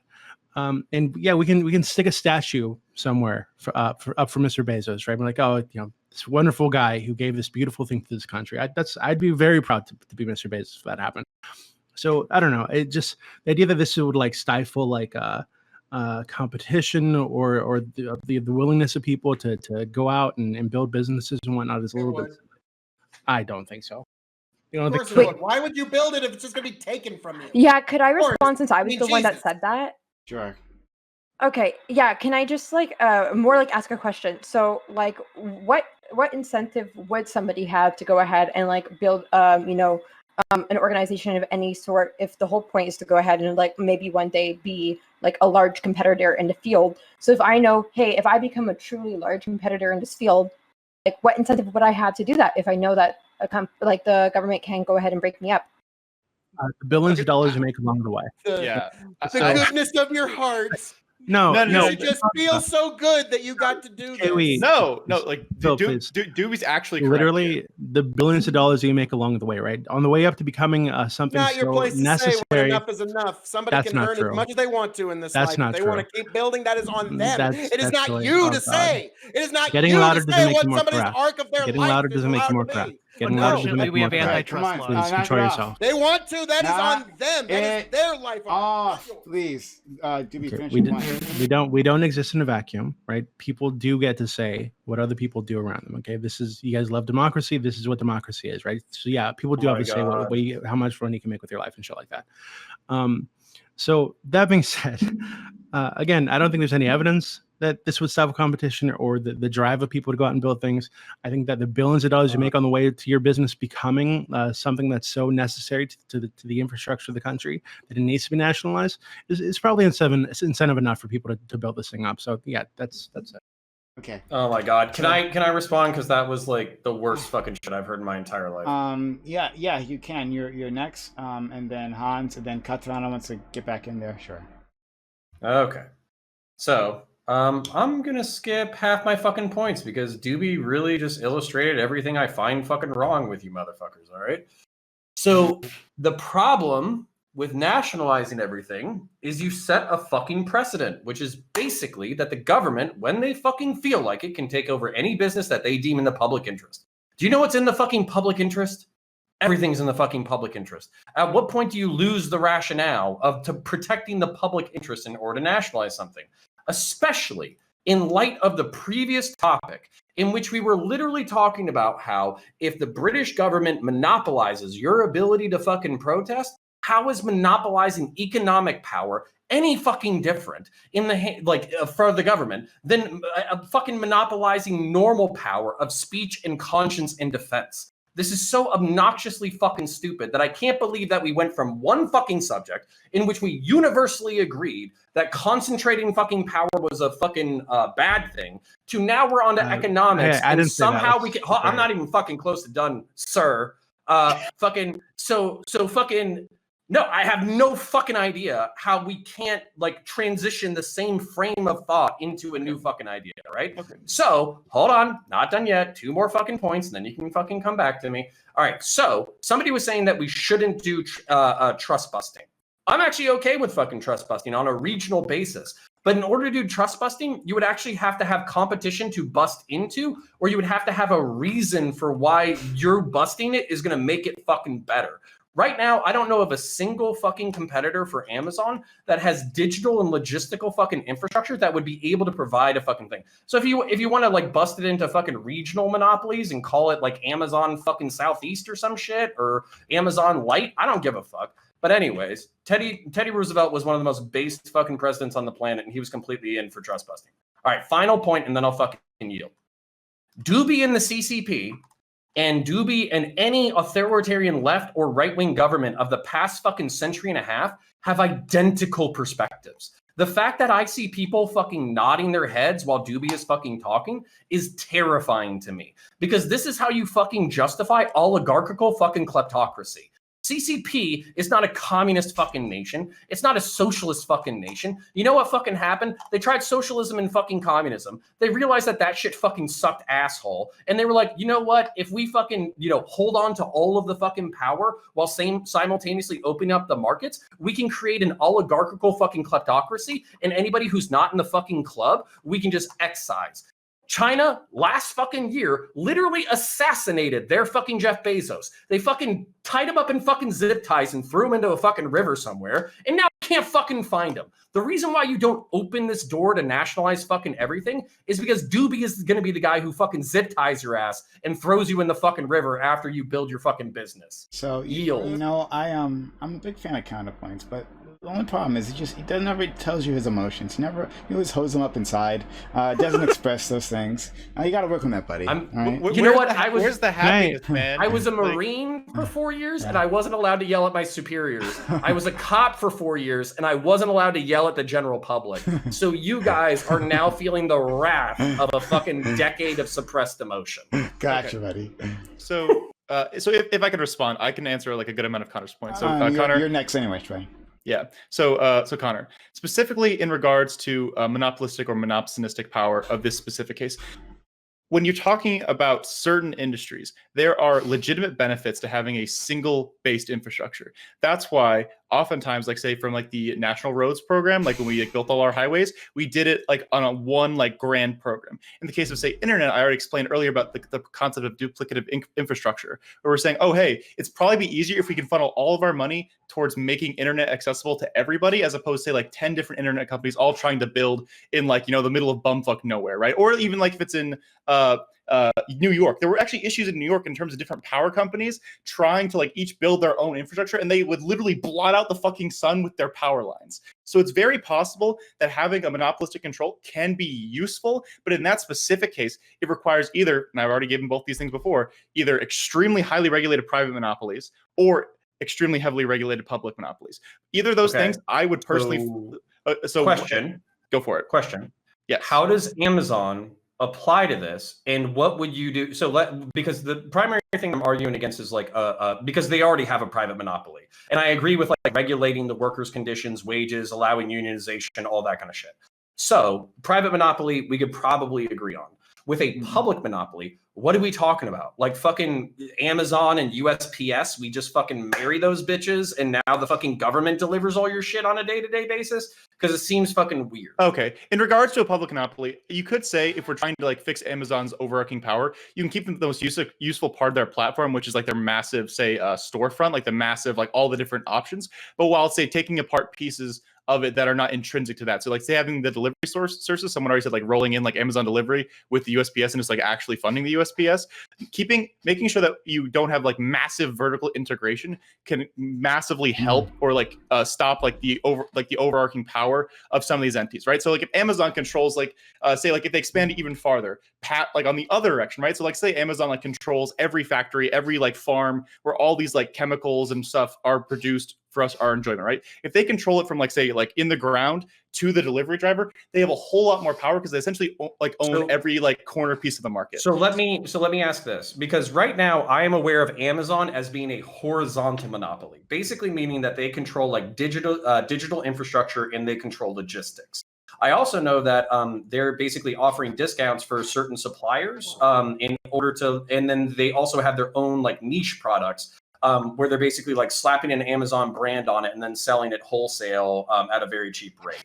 So I would be okay with basically trust busting on the vertical level, but trust busting on the horizontal level, I would need to know what that looks like. I totally understand what you're saying. So I'm not a fan of trust busting on this specific horizontal level. I like the idea of a massive online market where you can go for like literally anything you need. I think it's a massive public utility or like a massive utility for people, whether it's public or private. I would hate to have like, So your problem is actually them buying raw goods, creating like a competitive fucking manufacturer, selling that at a discounted rate, lowballing fucking everybody, driving other fucking businesses out of business, and then pretending like nothing fucking happened. Yes, but okay. So Teddy Roosevelt, you and I can handshake on this. No, that's cool. But I would say that also I'm more I probably like want more regulation about certain like horizontal aspects of monopolies. But I'm very shake my hand, fuck stick. Even more, but I'm much more concerned about, especially for these massive international conglomerates, the level of integration that they're doing. So that's the biggest issue for me in terms of trust busting that I want to handle. We'll go to Katarana and then Dooby. Yeah, so I do need some form of framework of how people think that any sort of possibility of nationalization could be possible with the whole thing that they also operate in several countries, such as my own. I know I speak English really good, but I am from Kazakhstan, and we do have Amazon here as well. So how exactly is that framework supposed to work? And I have an idea. Wait, and also you're on the list, Kobe. Really quick thing. I'm also wondering about like, so it is possible to go ahead and move over Amazon's framework in terms of delivery, because it isn't actually all that integral to their business model to perform their own delivery. So if people are interested in maybe going ahead and changing that framework to make it more equitable and just, that's very possible, because Amazon doesn't do their own delivery, at least not in my province. So they go ahead and pay both the government and private businesses to go ahead and do delivery, and we don't have people that have to pee in bottles at the end of the day. So maybe that should be something that we can think about a little bit if, you know, we want to think of ways to make sure that people are treated better in the workplace. If Amazon isn't able to do their business model within, you know, the 2-day delivery without having people basically feel like they're slaves, then perhaps let other businesses take care of it. Because, you know, Purelator and Canada Post and, you know, FedEx are doing delivery here in Canada, and I don't hear FedEx people complaining. So maybe we should think about that a little bit. But yeah. Okay. So let's go to Dooby, Kobe, then KOE. Just quickly, I want to throw out to Hans and counterpoints that horizontal monopoly should be broken up too. I don't know. I don't know why you're. It's okay. You're a filthy leftist. I wouldn't expect anything different. I'm also a leftist. What I'm saying is, if there is a utility for a horizontal monopoly to exist, if we can adequately regulate it, I am fine with this. Or if we can nationalize it, I'm fine with either of those things. Yeah. That's the problem, is that I don't think we can adequately regulate. I think we've proven that we can't.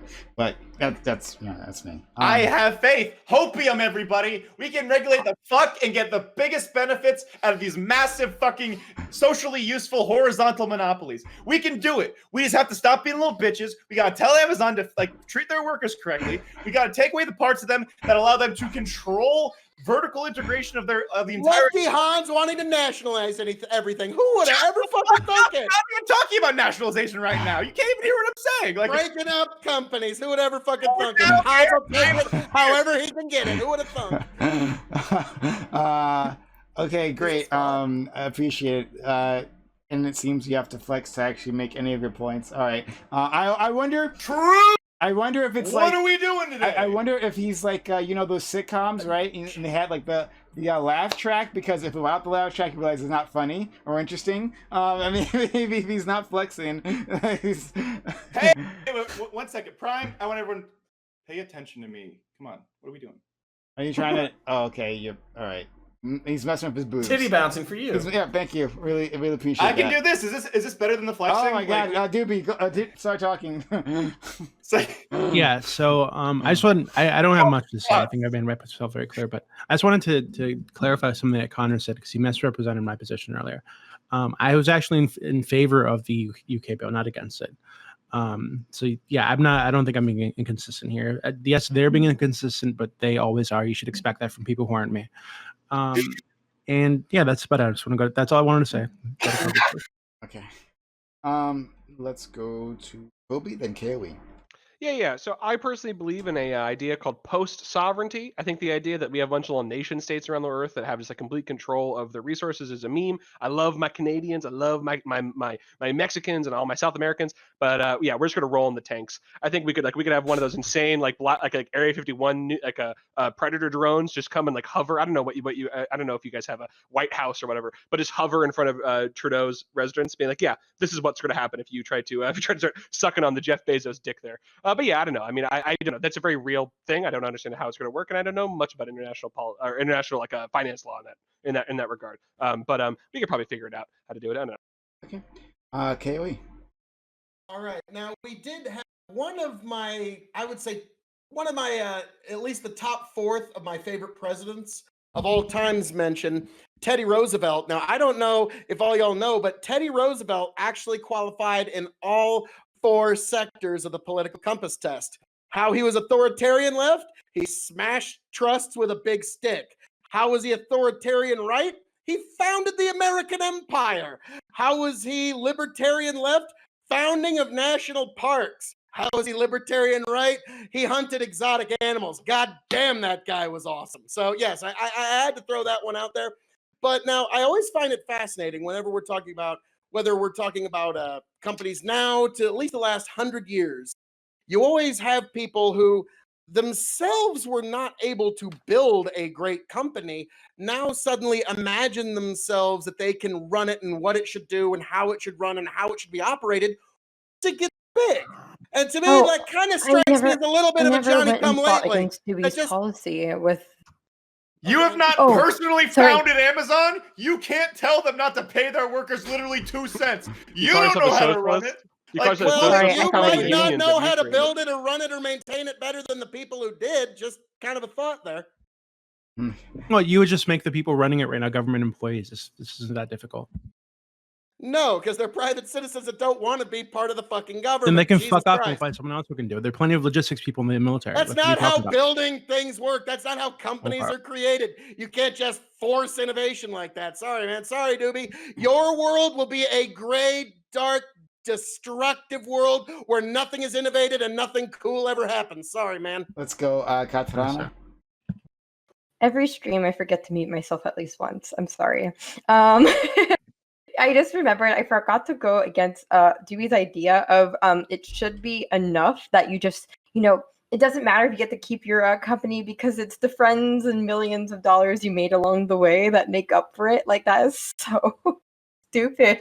That's the stupidest thing I've ever heard in my life. Like, a lot of people work not necessarily at some point are not working for the money anymore. Some people just have like the power trip, and as a person that loves power tripping, I think I deserve the right to power trip until the day I die. And even I don't want anyone to go ahead and like break up a company. Like, if I went ahead and I built this company from the ground, it should be my right to go ahead and keep it, especially if I'm not destroying other industries. If there's still competitors, if I'm not a monopoly, then I have the right to continue and sit there and like going ahead and making money move. Like, that's my right. I don't want to retire. I want to sit there and keep on moving away. I want to keep on fucking around with money. And I of course I could retire. I could have fucking retired 10 years ago if I'm a billionaire. I'm here because I don't have a life. My kids and wife had left me years ago. I need this job. Like, why would you break it up?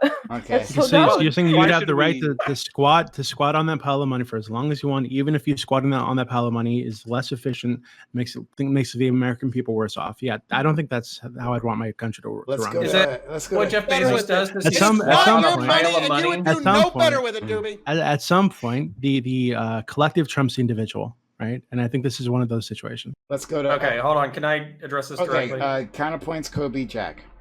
I'll try to be fast, but basically, like this is another thing because I know we got lefties in the fucking audience.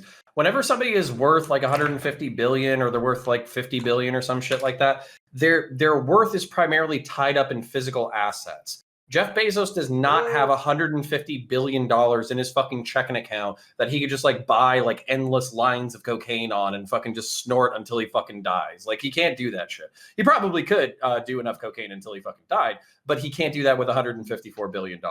And the reason why is because 80 to 90% of that is in investments. It's in physical fucking structures. It's in factories. It's in logistics chains. It's in transport vehicles. It's in gasoline. And on top of that, those investments have to turn around. Basically, assets depreciate. So factories fall apart. They need maintenance. Vehicles need maintenance, all that kind of shit. These are depreciating assets that you have to get a certain amount of value from, and then you have to turn around and reinvest that value within your business. So to think that he's just like squatting on $150 fucking billion is fucking asinine. On top of that, if you're taxing him at 30 or 40 fucking percent for personal income, most rich people don't do personal income, but we can fix taxes another way.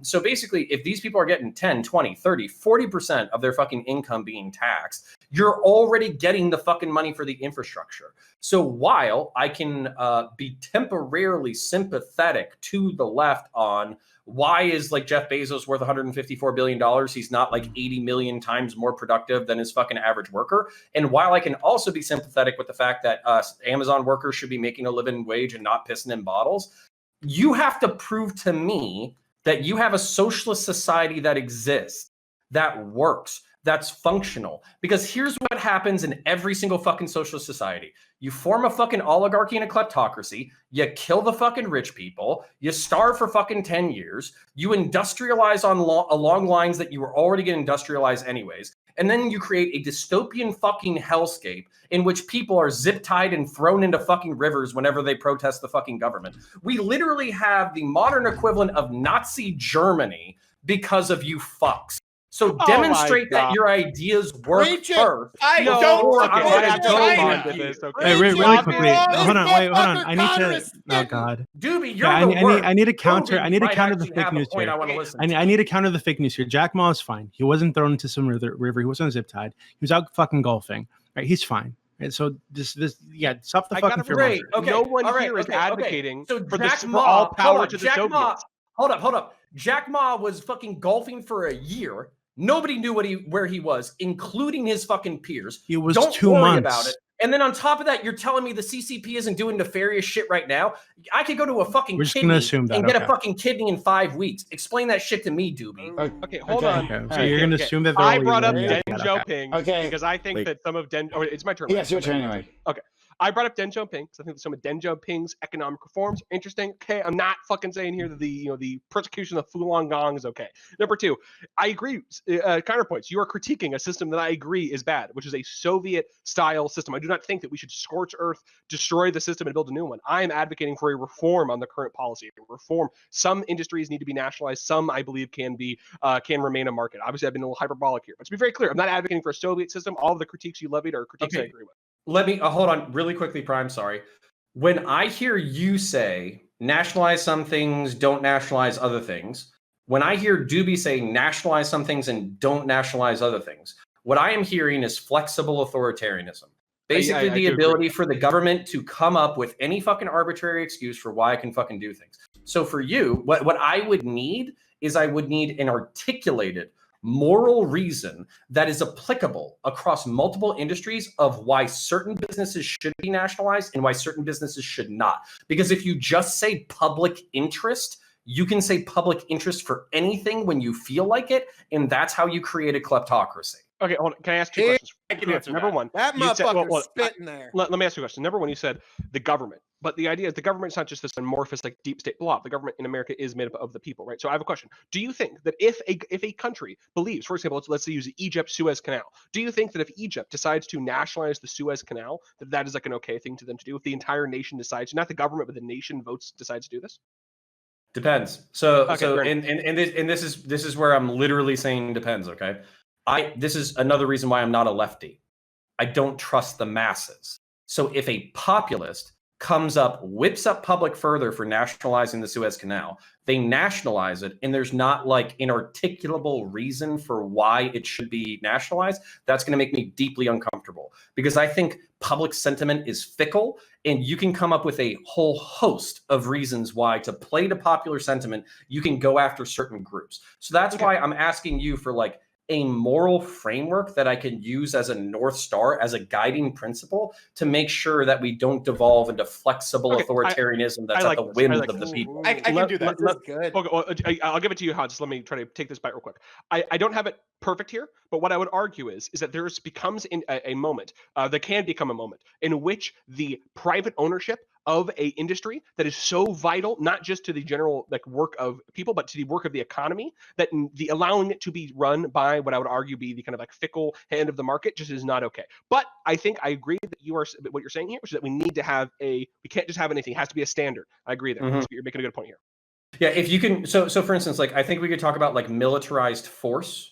Militarized force is like this. I don't know if you can hear me or not, but either way, militarized force is one of those things where like I believe in the Second Amendment because I want the balance of power between the civilians and the government. I don't want private citizens to have fucking nukes.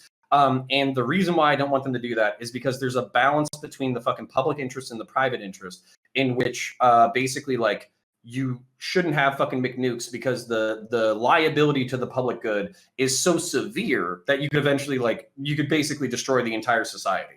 So I would need... anytime I walk away, I can hear everything. I just need to go get one. Okay. Yeah. So I'm sure you and I could sit down and do shots and then figure out a moral system for it. But I need that moral system before I can be moved left on anything, because appealing to public good is how all of the authoritarians, all of like every mass killer in history has appealed to public good. Yeah, this is why I love your counterpoints, because even if I disagree with you, you always have a fine line of saying, this is why I believe what I believe. Here's what I would need to be pushed forward. So why I love talking with you. Okay. All right. Let's go to Jack, who's been waiting quite patiently, and we've missed her. Even for a moment when she leaves, my world gets a little darker. So we'll go to Jack and then Kaylee. So, sorry, Hans. Yeah, Jack, Hans, and Kaylee. I was gonna let Hans just go ahead of me. So yeah, I thought fundamentally like nationalizing the whole of Amazon is ridiculous, bad, counterintuitive. I think the market does a good job at distributing some things, does a bad job at distributing other things, and China is bad. Let's not have illusions about China is fundamentally bad. There are just some xenophobia going on. There are economic lessons that we can take out of China, because they do capitalism very well. And currently we have capitalism last time I checked. So as far as this goes, I'm hearing like a lot of people being like, oh, we need compelling reasons for this. We do. Jack, we can't hear you. No, she got kicked out. Exactly what happened. Oh shit. Fuck. I wish I had like a whiteboard so I could hold up. They're trying to silence you, Jack. Oh my goodness. Oh, and she's talking and she thinks we can hear her. Jack, it's really cute. Jack, stop. We can't hear you. We can't no here. It's like you're being silenced. I'm sure it was a great rant though. She was talking bad about China. That's the problem. Yeah, I was gonna say that. Xi Jinping, he hurt her. Holy shit. Well, I know what I'm avoiding. Kind of suspicious. I know what topic I'm avoiding. Shit, really? Okay. So I'll DM her. Jack. Get back in Lord. the VC. All right. So hopefully she'll seize that. All right. So we'll go back to her. And we'll go to Hans for now. Oh, great. So Connor, trying to explain some of your points, or explain like a framework that you might find more appealing. The most basic point to start with is that every economy that currently exists, like in the free world, that like makes some sort of sense, is some mixture of like say government monopolies and say non-government things. It's like when someone argues for say Medicare for all, or in the case of nationalized internet for like that's free at this point of service for every single person. I think the best way of defining what could actually be nationalized, and this is why I would consider myself like a market socialist as opposed to like, full on like, like government controls like literally everything, where it's like, I want certain things that what I would probably be agreed upon as human rights. And you could call that wishy-washy, but I would say like, oh, like the concepts of healthcare, potentially housing, like those things I understand, or like education, or like you agree with education, like, yeah. So, okay. So there is a conversation about what things we agree are human rights. And if something is say a human right, that suddenly we have a very strong argument as to that there should be some sort of national policy to make sure that it is available to every single person, whether it's education, whether it's healthcare, that sort of flavor shit. So in the case of say like these other big companies, I can like I said, my morally consistent position is that I'm okay with either. But if it's comfortable with you, I'm comfortable with like a horizontal, private, super well regulated monopoly. But I would also very much prefer that like all those organizations. Oh, another good thing that to nationalize would be research and development. It's been proven that markets don't invest enough in their companies. So that's another thing that we could nationalize, like in the case of, like what's it called? The university system. But so in the case of these, I just want all these private entities that would exist as powerful monopolies to be democratically owned by the people who work in those buildings. Would that be like an acceptable framework for like how we build this world? Because everyone's going to be, because I would honestly say that every existing society is flexibly authoritarian, because some say, oh, we'll do this, but not that.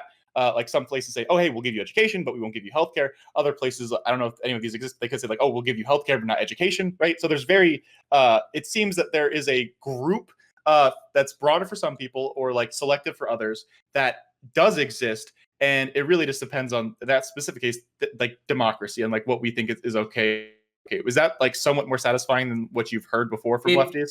It is, and I want to hear Riverboat, and then I would love to respond to all of that. Yeah. So basically just the point I was trying to make before. You guys can hear me, right? Mm-hmm. Okay, good. So the point I was trying to make before is that the specific reason that I'm okay with breaking up Amazon is because we have these things called antitrust laws. They were decided on by the Supreme Court like over 100 years ago. We have precedent for this. We broke up Standard Oil, and they were in all kinds of things. They were in oil, obviously, sugar. They were in all kinds of different stuff. They got broken up into like 54 different companies. And so the idea is that I think we could do that to Amazon, but we could keep all of the things that Amazon does well. Like we could keep web services, et cetera, et cetera, et cetera. They would just be broken up into different companies that have to like, negotiate with each other in competition, because competition's good in capitalism, and we live under capitalism right now. As far as like billionaires not having liquefiable wealth, look, the IRS like that wasn't a point for you. That was a point for the audience. I know, but I don't think you're. I'm sure you already knew that. Yeah, but like the IRS, even that being the case, the IRS released a report like a couple weeks ago, and basically found that the top 1% of earners in this country underreport their income by on average 21%, meaning that they skimp out on paying $175 billion a year. Now, when we're talking, and like when you're talking about like, oh, what gives who has the right to tell me that I've made too much, like that. The government, like we have taxes. You can't opt out of paying taxes. There are certain things that you can't opt out of doing. You can have money. Money's not a fraud. No, it's not. The issue isn't how much money you have. The issue is your company breaking antitrust laws. That company can be the most profitable company to ever exist, but the issue is it breaking antitrust laws? And you can make a pretty good case that Amazon is. Counter. Sorry, when you're done.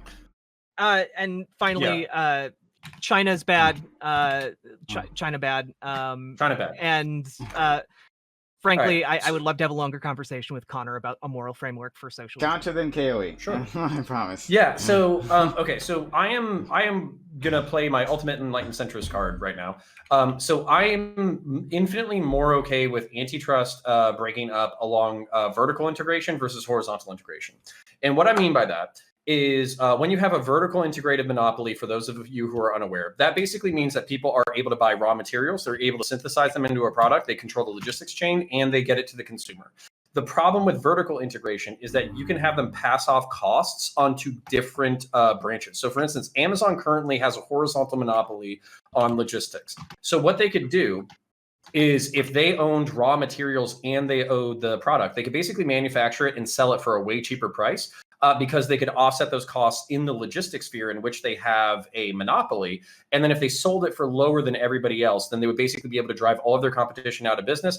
At that point, they're the only business in town. They can jack up the prices and fuck everybody over. That's why vertical integration is bad. Fucking Teddy Roosevelt is fucking based. Trust busting is fucking based. The reason why I am not okay with horizontal monopoly breakups, or like I could be, but I would need to be convinced, is because the whole point of a horizontal monopoly breakup is so that either you can dilute power or create a competitive framework in which people like can compete. I would need to hear how breaking up Amazon, there's any advantage to breaking them up, or that there's competitors who are just chomping at the bit in order to get into the logistics game, and Amazon is basically fucking them over right now. So I'll try to make this fast. The IRS literally admitted publicly that they fuck over working class and middle class people because they're easier to investigate. I am perfectly okay with the IRS being given a better budget and better teeth so they can actually make examples of people who fucking dodge taxes aggressively. And then when have you made too much? So this is actually where I'm sympathetic to lefties. Jeff Bezos is not 8,000 times more efficient than his baseline employee. He does fucking show up, put his fucking pants on, and work maybe 50 to 80 hours a week because that's all you can fucking do in a week. So the fact that he's making as much as he is an interesting moral argument. I just don't know the solution to that problem. And then this is my last point, and then I'll yield. So Hans brought up a really good point that there are places where the evidence of government monopoly or government nationalization are self-evident. Education should be universal. That's why it should be government run. Regardless of whether or not you're poor or rich, you should have access to a high quality education. Healthcare. I know I disagree with a lot of the right on this. Healthcare, we pay 24% GDP in order to get healthcare. Developed nations who have universal healthcare or multi-payer healthcare pay 17%. We overpay by 7% and we get less service. The internet, I'm not okay with the government controlling the internet specifically, but I am okay with them investing in the infrastructure in order to build it out. The military is self-evident, and then R&D as well. Private companies do not invest in research and development unless it suits their interest. There are plenty of public interests that need to be fucking researched that the government should invest R&D in. The things that, this is my last point, the things that Hans said that all these things had is that these are either incredibly vital to the public interest or we should think of them as human rights. But I do not thinking having 3-hour access to ribbed dildos and hot chips is a human right. So I would need a compelling reason for why either breaking up Amazon or nationalizing it is of vital national public interest. Okay, we all know it's not a party until you break out the red dildos and hot chips. So I mean, come on. Can I just respond real quick? Oh my God, Haley's been waiting so much. Thank you. I mean, it was very hard for me. I was like boiling over like a tea kettle. But so now I will say, folks, we were here to see it. Riverboat, you for a moment you got canceled the minute you started talking about China. You were silenced. It happened. You were silenced right here. It happens to us on the right all the time. Welcome to the right, Riverboat. And I've got 2 tonight, folks. Look, I'm a libertarian, guys. You can trust me. All right. Slightly less of a skeptical eye your way, but all right. Another thing, Connor, you brought this up before, and I always just like to bring this up whenever somebody mentions it. You brought up the idea of like nukes should be exclusively owned by the government. There shouldn't be private nukes. I don't know if anybody knows this, but we've actually lived in a world with privately held nuclear warheads since 1992. There has been, and you can actually look this up. It is a report by Vice News that is 8 years old, How to Buy Nukes on the Black Market. and it goes to basically the Black Sea and Bulgaria and those areas. And the generals that were there at the collapse, basically on the way out, was like, well, shit, I'm just going to grab a couple of these fucking warheads. They hid them places, and now they're selling them for about 5 to 6. Well, this was 8 years ago, $5 to $6 million a pop on the black market. So we have lived under the existence of privately held nuclear weapons for decades, and that is fascinating to me. That we've never seen, heard, or even that there's never been even the potential of a use for one, which is fascinating. Do you know what the do you know what special forces and CIA does though? Probably something rounds called- a lot of those folks. Yeah, they do something called nuclear anti-proliferation, which basically means that if they think that there's even the remotest chance that you could ever use a nuke ever or sell it to somebody that that might use it, they're going to sneak into your house, fucking murder you, and steal that shit from you. Just to all the private nuke owners out there. Just It's a like the little multiplayer of Metal Gear Solid 5. Here's the problem, though, is a nuclear missile is the single greatest deterrent to invasion ever invented. So I can see why there is a market drive for that. But now, anywho, Phil, are you okay with like regular people having nukes? Oh, I'm not saying it's a great thing. I'm saying I don't. That's not what I'm saying. I want a yes or no. Nukes should be covered under the First Amendment. What I'm I saying, mean, Second Amendment. First Amendment. Second Amendment. This is my free speech Not even to getting bomb into everyone. First Amendment to nuke. But no, I'm saying that's the reality we've very strangely lived in for decades now. So I'm not saying it's a good thing, but I'm saying we can talk about the way the world ought to be, or we can come to the realization of the way the world is. And now there was another thing I wanted to get into, shifting slightly back to our previous conversation when we were saying when is enough? Well, if somebody wants to build more, create more, expand more, and make more businesses, and that's what drives them, it's nobody else's place to say when is enough. And here is the hardest pill that a lot of folks, especially on the left, but also the right, everybody in between, this is a hard pill to swallow. I'm sorry, but the wealth of Bezos or the wealth of any other person that you think doesn't deserve it, their wealth is not yours, and you do no better with it. Okay. And I yield. Let's go to let's go to Colorado. And we might move forward, but Colorado Jack, then we'll move forward. Okay.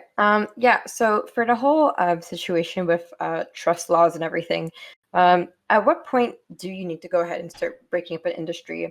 Are we going ahead and advocating for like no longer having mergers and acquisitions? Because the whole point when you are creating a business that's going ahead and serving directly to, I guess, the public, if it's not a non-for-profit, the whole point is to make profit.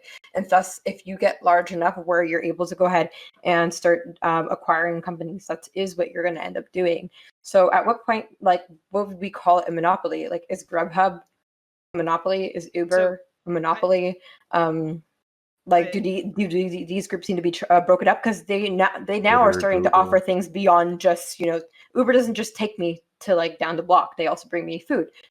And sometimes they bring me groceries. And sometimes they deliver packages for me too. So does that need to be brought up?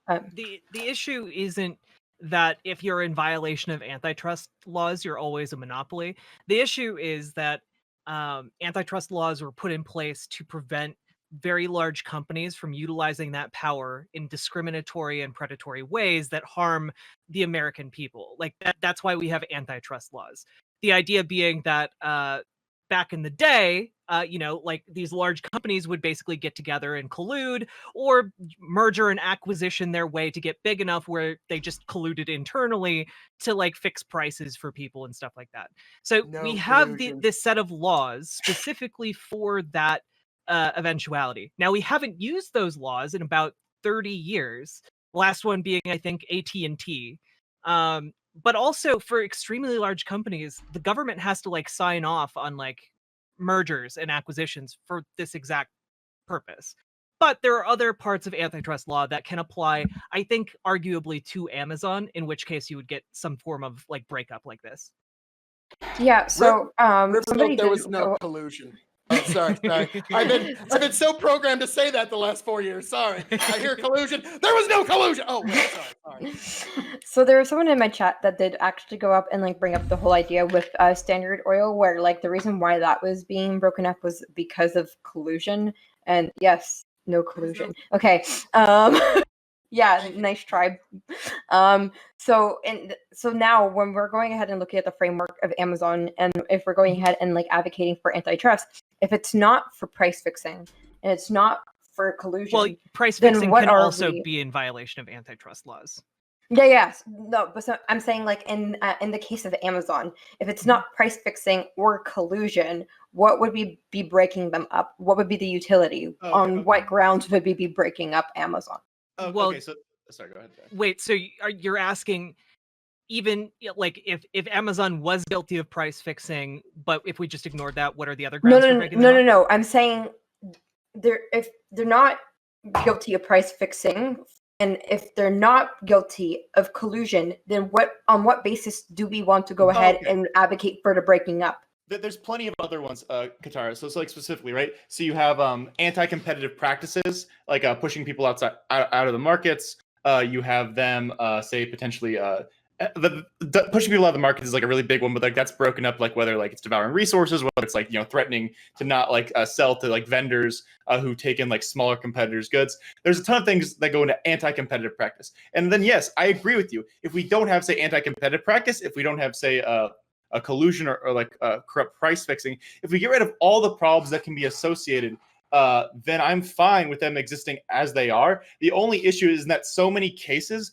that it always seems to happen once they either get big enough because they crowd out the market, or once they start colluding with people, once like enough entities get to a certain size. Like very often in the modern day, we don't deal with like specific monopolies, we deal with oligopolies. In the case of say like cell service providers, there's an oligopoly control oriented service providers. It's not one company. It's like say five. It's like 2 or 3 companies that say, "Oh, hey, like you take this one, I'll take this one," and together they control the market. So if they aren't doing that, right? If we had 2 like say ISP companies and they're both like rock solid and really good, like they never actually colluded, and they were both in every city and they were like actively competing with each other, like to get like the best service to everyone, based as fuck, and I'd be fine with that. The issue is that they don't seem to do that, and if they don't, then we have to break them up. If you can give me an example of industry that's functioning perfectly with no like potential market collusion, no potential issues about that, then it's fine. Let it exist. Otherwise, we either need to start like regulating them harder or get to trust busting. But wait, isn't that just a practice of like capitalism, like not collusion and not price fixing, but like the whole idea of doing anti-competitive practice when you essentially are trying to like force people out of the market?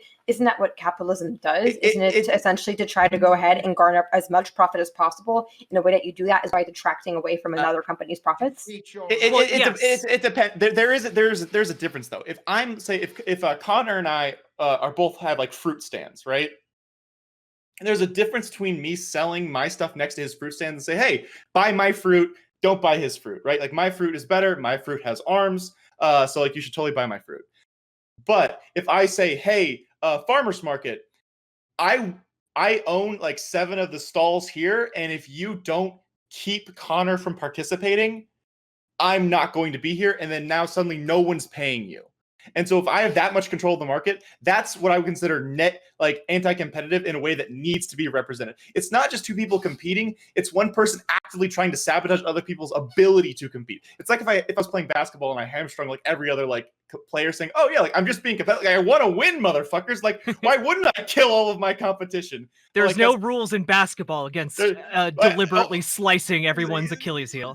So that's that's what you would actually consider anti-competitive. Like actually like just saying like, "Oh, buy my stuff, don't buy his stuff." That's not anti-competitive. Like doing other more like what I would say like nefarious things to stop people from like even existing in the market is anti-competitive. Does that make more sense? Does that like satisfy the question? I would also just I'm very satisfied. To like just another satisfied customer. Hello.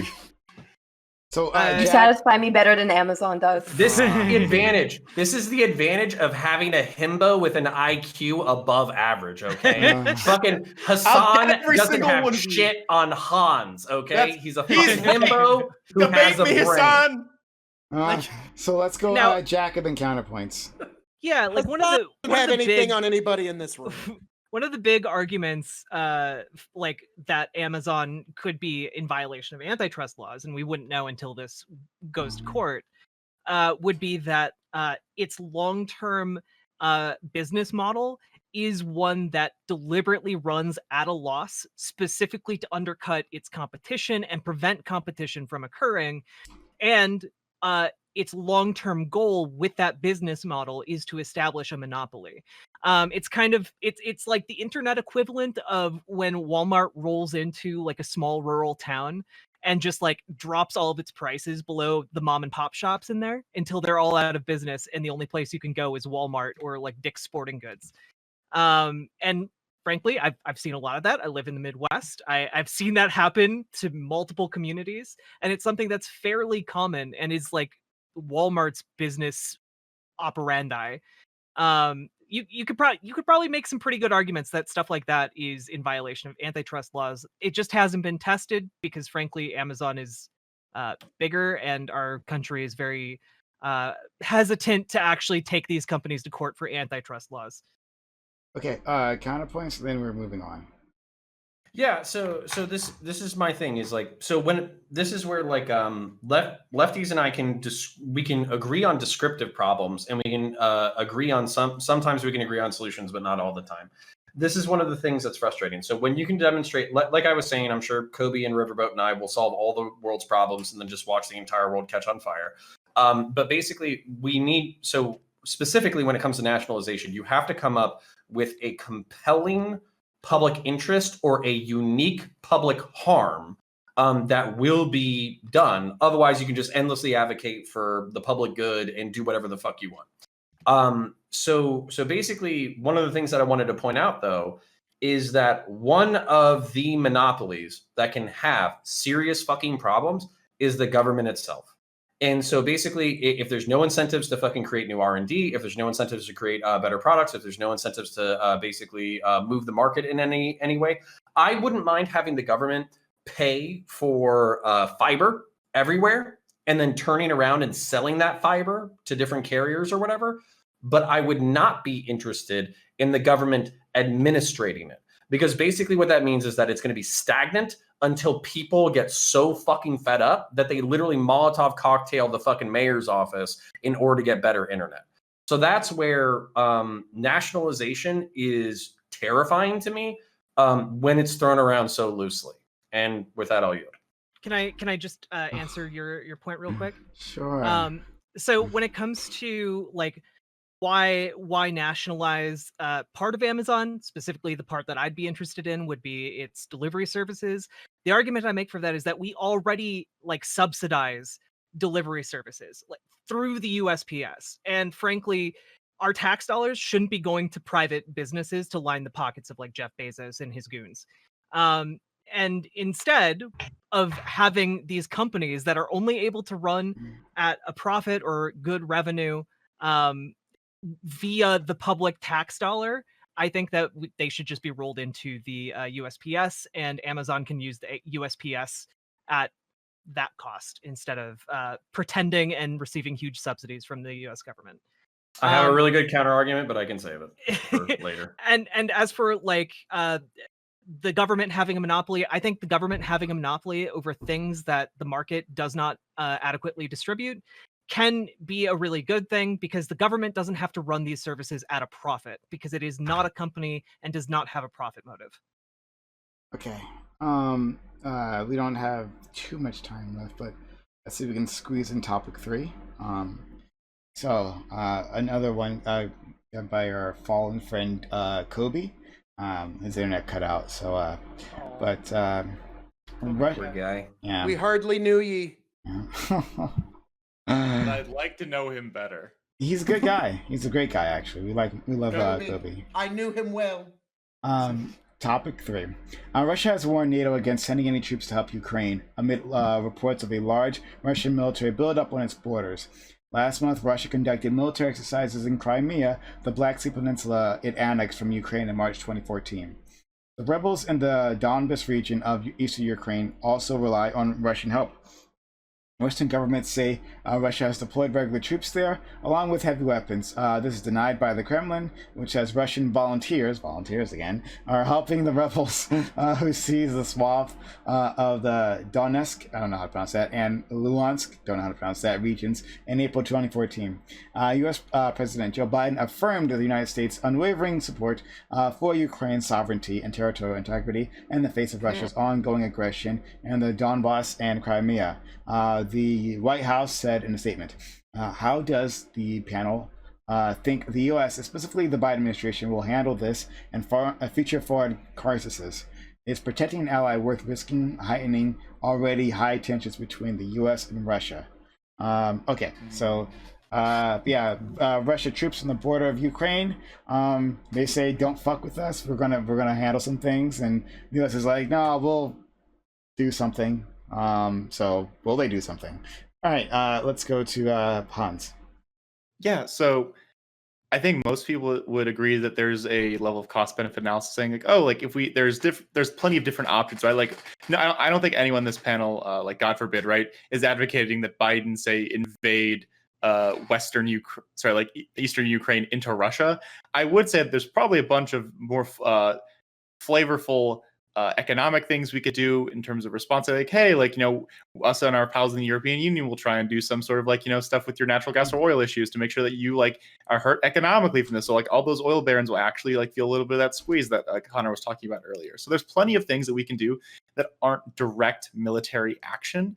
But I would say that I tried to avoid the slippery slope as much as possible. But as someone who doesn't I have plenty of criticisms of the United States.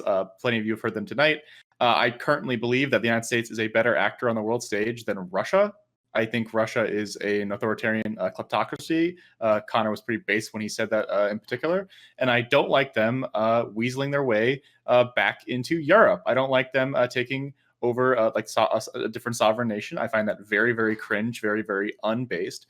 So I would hope first, as all based lefty people would do, would say, oh, we should probably try every non-military action to encourage better behavior. And after that, I'd say I'm less affiliated, I'm less knowledgeable, but I would say there's plenty of non-military things that we can do to encourage better behavior from the Russians. So I have plenty more to say, but I'm pontificating, so throw it to someone else. Okay. Dooby. I agree with everything Hans just said, actually. Surprising. I think there are probably other things we can do before going to war. I mean, I'll just end up repeating him. So, yeah, I agree with everything he said. Counter. Yeah, so Donetsk and Crimea both have majority ethnic Russian populations. I want to say they also speak Russian. I also want to say that they had illegal but still potentially partially legitimate elections, basically voting to cede from Ukraine. So while these elections were probably under intense Russian pressure, there is some territorial argument for Russia controlling these things. And basically, I'm okay. We're not going to go to war for Crimea. So what I would say, though, is when you give an authoritarian a cookie, he's going to want a glass of milk. So what I would do if I was President Biden right now, and what I think he should do, and what I think he hopefully will do, is call Vladimir Putin on the phone and say, "Hey, listen, you guys have pretty good territorial gains in Donetsk. You already have Crimea. We're not going to take military action for that. But at the same time, you keep doing this fuckery, we're going to fuck up your economics. And if you seize any Ukrainian majority city or whatever, we'll basically bomb you back into the fucking Stone Age. We will kill all of your fucking volunteers that are within the Ukrainian border." And that's where I'm at. Okay. Let's go to Katrana. First of all, I fucking hate geopolitics, but let's go. How will the Biden go ahead and deal with this? I don't know. I think Biden's a huge pussy. He ain't gonna do shit about anything, especially when it comes to geopolitics. I just honestly, we're already seeing that there's a lot of other types of geopolitical things going on in other countries. For example, Uyghur, and he's just gonna sit there and be like, "Nyo, nyo, nyo, nyo, nyo, nyo," and I think that's Oh God! All right. Go. Yeah, I just think Biden's gonna sit there and wag his finger and really just kind of virtue signal his way through it. yeah, also, like, why would he go ahead and do anything? Because the whole, like, annexing of Crimea happened when he was vice president of, like, the Obama administration. So, like, if they didn't do shit then, they ain't gonna do shit now. So, yeah, I don't know. I'm really excited for whatever, a semi-illiterate piece of documentation he's gonna draft up. I'm looking forward to it. Yeah. Well done. Okay. What a savage. Let's go. Not looking at my screen. Nacho. Yeah, I kind of have to agree with what Tatiana just said. I think that a lot of this is Put your just them hand down, posturing. Hans. We're still doing the intros. Come on. I just want first crack after. Okay, great. So I think that a lot of this is just posturing. That Russia's pissed off that they're being sanctioned, and I think they're probably not really going to do too much. I think they're probably just trying to get themselves back into a better position to be able to trade, etc.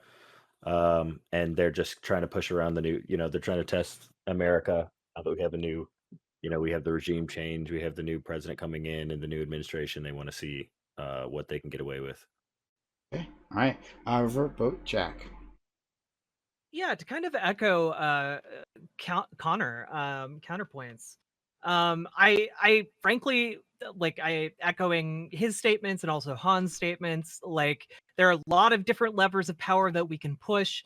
One of I think the more escalating ones would be to deploy more troops to the Ukraine, specifically in some tactical areas. That basically implies that, hey, if you fuck up these areas, if you hurt any of our people, we're going to just absolutely annihilate you. Now, that is a major escalation, but frankly, Russia is a pretty big geopolitical threat, and I frankly think that is somewhat called for, given that Ukraine is a NATO ally, last time I checked. Okay, 1 second. We're gonna go to Dooby. Dooby is about to leave us.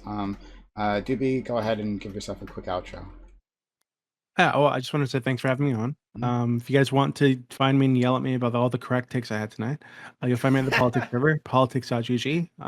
Yeah, everybody, if you haven't followed and subscribed to Prime, please do that now.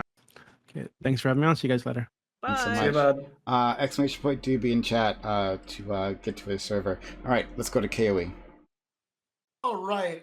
So Biden is saying he has unwavering support for Ukraine. We all know what that means. It's just like The Dark Knight Rises. He says, Gotham, we haven't forgotten about you. What does that mean? That means we're on our own. So yeah, that means that Biden's going to do exactly jack and shit. And Katarana also touched on it. How is he going to handle it? We all know he's going to handle it like shit, okay? I mean, Obama had his red line crossed, didn't do anything because we don't want to go to war with fucking Russia. And let's be frank, the Syrian strike from, I think it was maybe a month ago, maybe 2 months ago, that was likely a show of force to Russia. That's probably what that actually was, is look at us, look what we can do in this area of the region. Now, just a couple last things I wanted to touch on here. Noam Chomsky actually said something about 8 days ago. He said, Biden's foreign policy is largely indistinguishable from Trump's. And that tracks with something that I've been saying for the last few months, is whether it's foreign policy, domestic policy, several things. Biden has two choices. He can either continue what Trump is already doing, or he can fail. And so this is just another one of those moments where my amazing predictive analysis came to be true. Now, also in terms of Russia, if they hurt our people, we're going to destroy their people. Let's be frank. U.S. and Russia ain't doing jack shit, because we all know it'd be a lovely little fireworks show, the tanks, the planes, and everything, until the eventual nuclear exchange. So that's never going to happen. And one last thing I want to say to Hans, I'm for listening. for shame, sir. For shame. You said something that Dooby agreed with every single thing. I don't know what to say to you, sir. So, yeah. Connor also agreed with me, and so did Jack. We will have to figure out what your That penance feels is like later. selective analysis. We will find your penance later, sir. I'm sorry. And with all that, I yield. So I'll let in. He's amazing. Right now I'll let in our old friend Tiberius, who wanted to stop by for this. Tiberius, thank you for being here, and just jump right into the topic. We don't have much time. Sure. As far as what's going to happen with Ukraine is that we just off from StreamYard. Double mic. Yeah. I don't have my StreamYard. StreamYard. Yep. My bad. There you my go. Bad, my There you bad. go. It's not whereby. What the hell? I Yeah. apologize for that. Anyway, yeah. As far as what's going on with Ukraine is that we're going to see something actually a lot more interesting. It's not 2016 anymore. It's not the Obama administration. It's not the Trump administration. If anyone watched last week, we saw more geopolitical moves made since the Cold War ended last week. NATO formally acknowledged that their primary antagonist no longer is Russia. It's China. China opened up a $400 billion deal with Iran to sell oil. The second Cold War has begun. Just full tilt.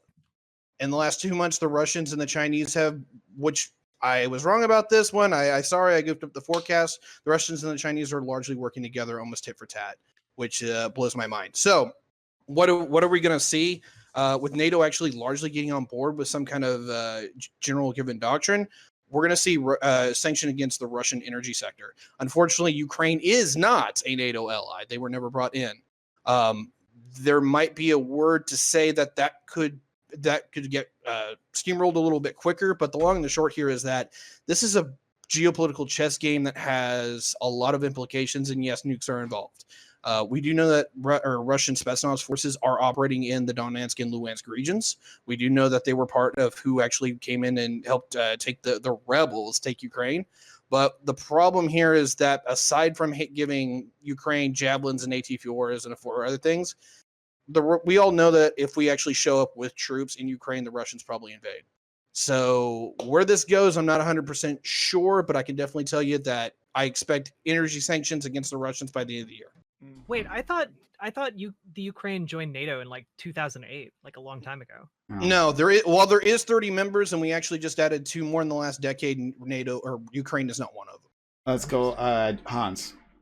All right, so Katara and Phil both said some dumbass shit. So let's fix this. So Phil, you said Obama. So you said Obama did nothing like when Russia invaded Crimea. I have a fun document here. No, I I can was link talking it. about his theory. No. So let me explain. So when you talk about they're not doing shit, Tiberius explained quite excellently why in a lot of situations boots on the ground often will do that massive escalation of tit for tat that you were talking about, that you are legitimately and rightfully worried about. So it turns out a lot of times when someone does something bad, like in this case, Russia does something bad, like in Ukraine, we normally sanction them. Obama sanctioned them in 2014. I assume we're going to do something similar, like you said, like in the energy sector. So it says like we can't, when you say that like Joe Biden's doing nothing and then Obama did nothing, one, it's factually incorrect. But two, my question then is, I consider myself like other lefties have called me a neocon because I believe like in some like expression of like soft power in like in the world at large. And so when someone says, oh, he's not doing anything, my question then is, what do you want him to do beyond the economic sanctions that we are already suggesting? Connor's already said that he's down for like, some kind of war. I'm not sure if I'm at that point yet, but so what I'm asking is like, how can you say that Biden is looking weak when he is doing a response? And one that most intelligent people would probably say it's a way of punishing Russia without potentially escalating into that massive nuclear war that you seem to be very, very afraid of. Okay. Well, yes, and as I've said many times, I am the internet's leading shill for big peace. So any way that we can get to a more lasting peace, that is what. So I would like Biden to not do anything, but he's been fucking bumbling and stumbling his way through foreign policy since he's gotten into the fucking office, and it looks like he's fucking trying to pick up where the neocons left off and get us into some new goddamn war. So I would like us to not do that, and yet it's unfortunate. So do nothing. Do nothing ever. Ukraine are terrible, but it's not worth starting a fucking war over. I'm We're sorry. not starting a war. We're doing economic sanctions, and you said that I wasn't would enough. prefer. He's I both would too prefer weak that. and he's too strong. He's both an impossible warmonger. No, he's gonna and get he's a nut little bitch shit. who isn't doing enough. Yes, he is. It's fucking terrible. It is terrible that he's. Oh, a fucking Joe Biden's warmonger so with bad. a He's fucking doing little everything I bitch don't want. He's that being can't Hans, lead. Hans, have you We don't have a considered that- leader. We've got someone who's being Hans, led. Have you considered Biden bad though? So yeah, of course I have. Just like, let's go to Catalana. stop making him be defend Let's go Biden. to Just they have better arguments. Catalana, counterpoints, and then You're the one Tiberius. defending Biden. Is it Cat and then me, or is it me and Catalana, then Yeah. Cat? counterpoints, and Yeah. Tiberius.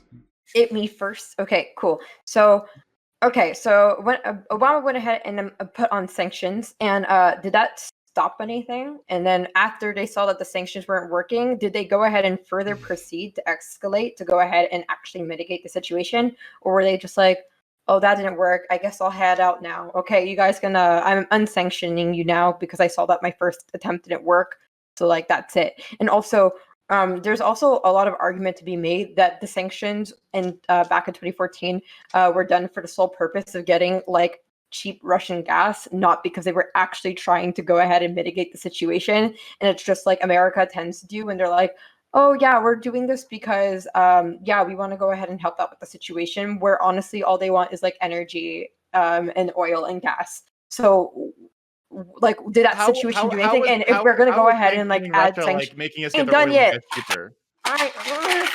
Okay. I'm sorry. I'm sorry. You just made zero sense. Let her finish. Yeah, like it's just like if we're gonna go ahead and sanction again, like clearly that shit didn't work out too good last time. So like, what exactly is the utility of it? Like, do we just kind of like go out and like hand out sanctions that like do fuck all? Is that kind of like the It's not that- American like foreign policy? It's now? not that they do fuck all. Historically, I'll take this one. I'm going to get it on my turn. I promise. Go for it. Okay. Yeah. So number one, I said we'll fuck them up, but I didn't say ground troops. As a matter of fact, I would never say ground troops unless we were actually interested in adding Ukraine to NATO, which I think would be another provocation. If Russia wants to play fuck games and they want to say, oh, these are all volunteers, these are all local paramilitaries, these are all local militias, and I was like, oh, okay, well, you're not going to mind when local militias get blown the fuck up by fucking drone strikes because they started taking over Ukrainian majority stuff. These are clearly not special forces. These are local militias and local military that were stepping outside of their ethnic majority area. So clearly you don't have a problem with me blowing the fuck out of them. So basically I wouldn't do this, by the way, without consultation with the Russians. I would literally call Vladimir Putin and say, you can keep Donetsk, you can keep Crimea, but if you come into Ukrainian majority territory, I'm gonna fuck you up. And then talk to him for like 30 minutes and then and just let him know, like, if he didn't agree with that, then I'd just be like, hey bro, that it kind of is what it is. So you fucking try me, basically. And that's kind of where I'll let Tiberius do the pushbacks on the sanctions. But one of the things is about politics is it's very rarely a binary. It's very rarely a choice and then a choice not coming to fruition. Therefore, everything we did because we didn't reach our ideal goal, everything is bad in between. It's a mix of good and bad. So I'll try to keep this short. But if you look at Iraq was awful. It was terrible. Hundreds of thousands of people were killed in ethnic sectarian conflict. There are still people who benefited from the Iraq war, and it wasn't just oil oligarchs. There are average people in Iraq, Shia and Kurds, who benefited from the war in Iraq. But that doesn't take away from the horrible shit. It's a mix of horrible and good. And with that, I'll yield. Hi, Jack and Hans. All right, so the 2014 sanctions, this is a bit of a nutcase kind of thing, but I'll summarize it the best I can. Reminder that number one, it was in response to the Crimea invasion, not as a prelude. Number two is that Obama basically said, hey, look, Frau Merkel, you handle this, I'll support you in whatever you want to do. And Merkel came up with the sanctions, which is what it actually did is it hauled out Russia's financial sector. You guys remember the brick boom back in the early 2010s? The R was Russia. Russia was having an immense amount of economic build out because basically they were trying to rebuild after the Cold War, or at least the post-Soviet collapse. It was working till the sanctions happened, and they've been in recession ever since. Is that we systematically destroyed Russia's financial ability to integrate with the wider world, and it succeeded. Is that Russia's defense budget, which is something they pride so dearly on, has been reduced every year since 2014. They can't pay for anything anymore. So to say that it has done nothing is a gross miscalculation. Is it the hard hammer hitting punch that made Crimea come back to Ukraine? No, but it made Russia a secondary power. So I'll close with that. All right, Jack and Hans. Yeah, to just kind of back up what Tiberius was saying, like one of the big things that our sanctions contributed to was the fact that like the ruble just like completely collapsed. Like the central bank of Russia wasn't able to like support its value and just like completely shit the bed. And through that through those like economic sanctions, we essentially pressured them to downgrade their arms industry. And as of several years ago, their agriculture industry was bigger than their arms dealing for like the first time in forever. So like like it goes oil and gas and then agriculture and then arms. Used to be agriculture and arms were switched. Anyway, the point being that it has big effects. It isolated them further, and at least in theory, is supposed to make them more willing to play ball, which they might if we get rid of if Putin passes on somehow. Somehow. Hans, please. Yeah. So Katara, there's I can link this to you later if you want. There's a meta-analysis, not a meta-analysis, a study about the effectiveness of sanctions by the United States, whether or not they achieve the political goals that they were like put in place to do. I think the rate of success was somewhere between 24 and 32%, depending on the time period, right? And so, yes, I can tell you that this is not a perfect solution by any means, but in this case, we're not dealing with any situation that has perfect like cookie cutter solutions that can like solve any given problem. And I would say in the case of a large power like the United States, like we're the largest power, our economic force is the best use of soft power without us having to actually invade anywhere. So when we say like, oh yeah, like we get like sanctions like aren't perfect, sometimes they don't work, sometimes they hit, like in the case of 2014, and sometimes they miss. But if you actually, I think like Phil would probably agree with this, is that if we want to like say use our ability to influence the world to make it the world a better place without actually having to have boots on the ground or actually like having to like kill people, then this is probably the way to do it. And we'll take the less effectiveness of the sanctions as part of making sure that either Americans don't die or the people that like we would like have the places that we invade, those people don't die. So this is like a way of like trying to make the world a better place without actually having to spill any blood. I was by name. Can I just Sure, real quick? Sure, please.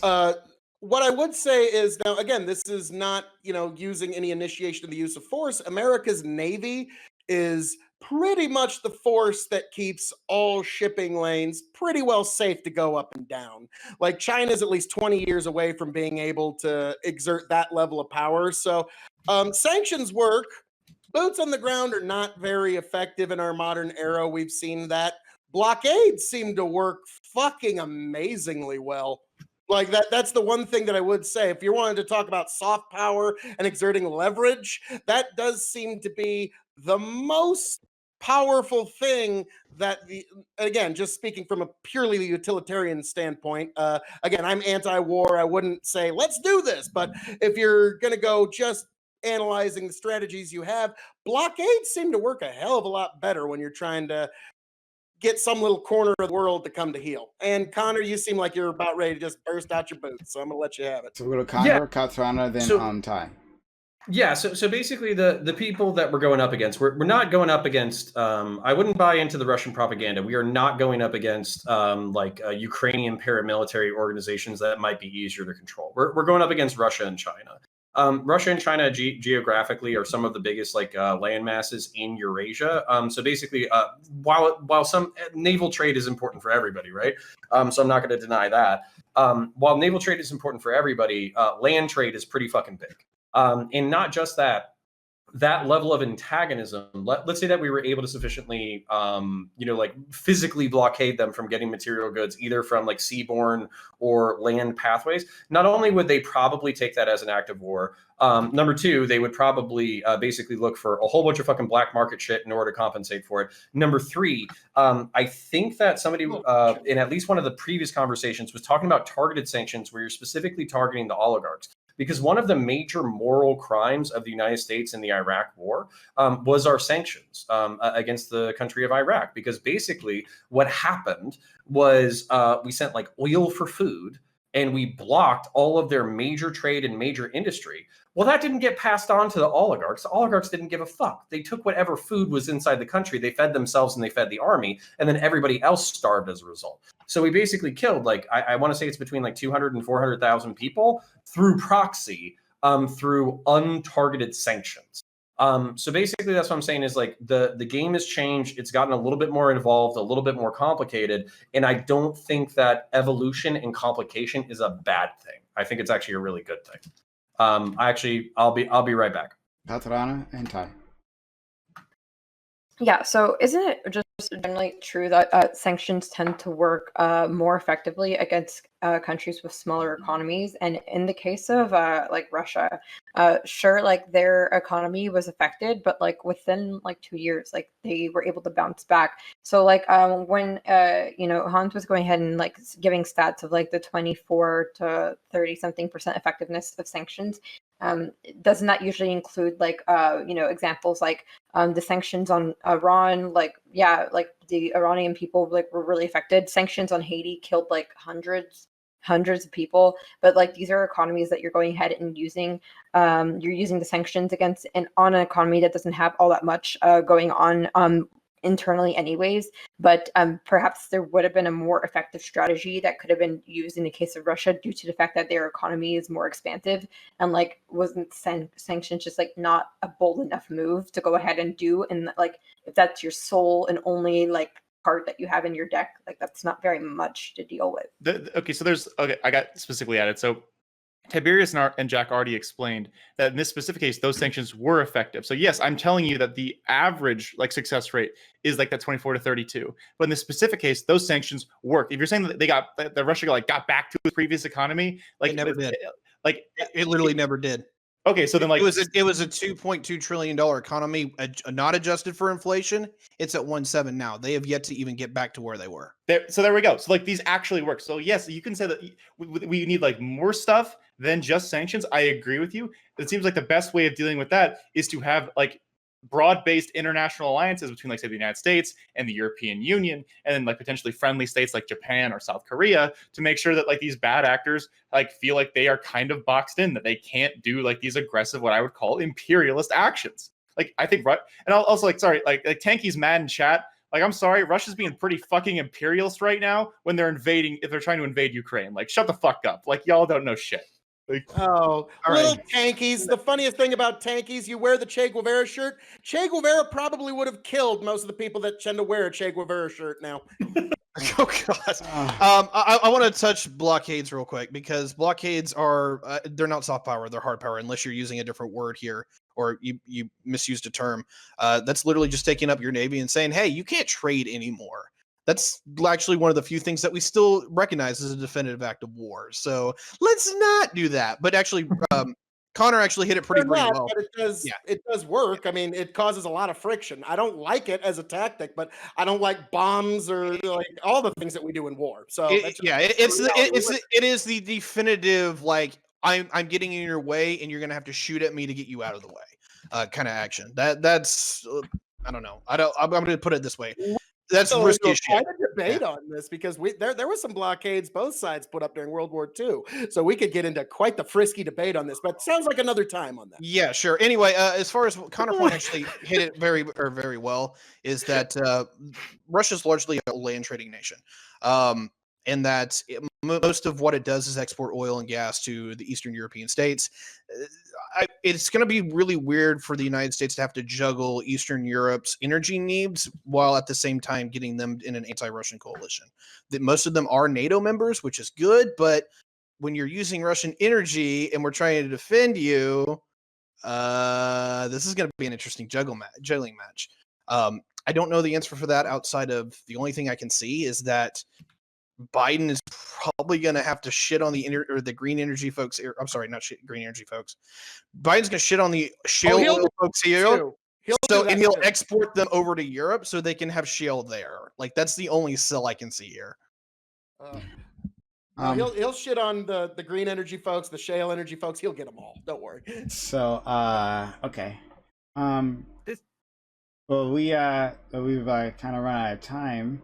However, we can. Can I just quickly say something really quickly? So there's sorry, it's just because it was wrong. So the whole thing. Hold on. Just so my audience knows that we've run out of time.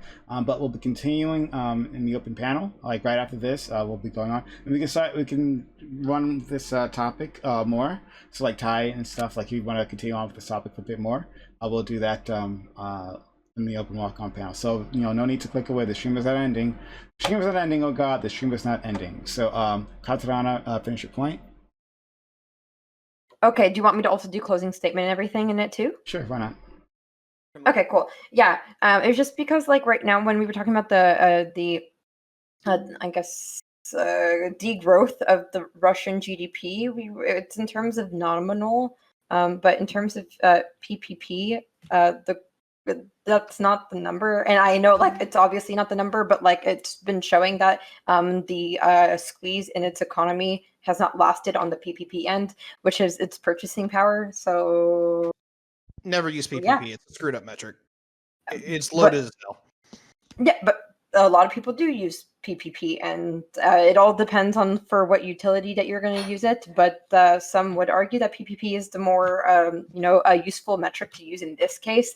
So yeah, it's just kind of wrong. Yeah, and I guess my closing statement is just like I don't know, Biden needs shit. I don't know. I don't like him, and I don't think he's going to do fuck all. Biden bad though. Pretty based. But yeah, I just don't think that he's really going to do really anything in terms of foreign policy that's of interest, nor do I think he's going to do anything of interest. So woohoo! Okay, and then in terms of who am I? I'm Katarana. I do political debates quite often, but I also am a scientist. I am a full-ass physicist in like 3 weeks. So I'm gonna just go ahead and walk around with the title now, and you can find me on all the different platforms by finding me on Linktree/Katarana_, and I have a Patreon, a YouTube, a TikTok, a Twitter, an Instagram. I got all the shit, so go find all the shit. Cool. Thank you. Okay, great. Let's go to and I'll shout her out so you can find her link. Let's go to Ty. Oh, hello everyone. Thanks for letting me in on such short notice. I'm Tiberius D. I host the channel Geopolitics of Tiberius D, and I talk about exactly this kind of thing and what's going on in the world.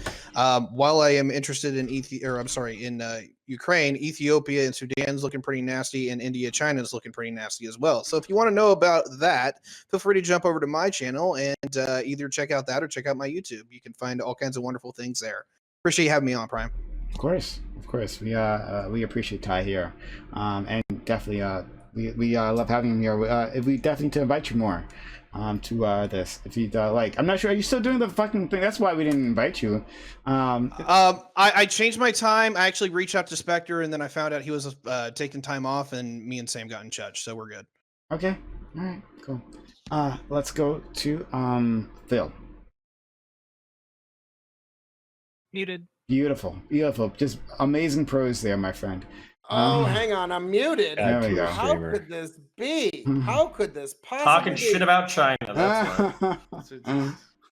You're good now. You're good. Oh, you can hear me now. Oh, thank God. Thank God. You were almost deprived of Phil KOE at KOE Nation on YouTube and Twitch. You definitely got to check it out. But folks, if you're here at PrimeCayes, hey, here at PrimeCayes YouTube, Twitch, check him out. You know it's the right thing to do. I am the devilishly handsome outlaw himself, your king of extreme, Phil KOE, the prince and potentate of the political parlance, and the baron of baldness himself, here saying thank every last one of you. God bless every last one of you for being here. Raise a glass to yourselves, folks.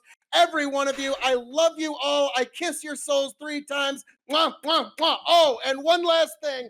Check me out over at the Revolutionary Wrestling Podcast for our WrestleMania review, where I challenge for the Revolutionary Wrestling Podcast World Heavyweight title. KOE Nation, Revolutionary Wrestling Podcast. It's the place to be. Be there, folks. PrimeCayes, thank you. God bless you, sir. And with that, I yield all you beautiful people.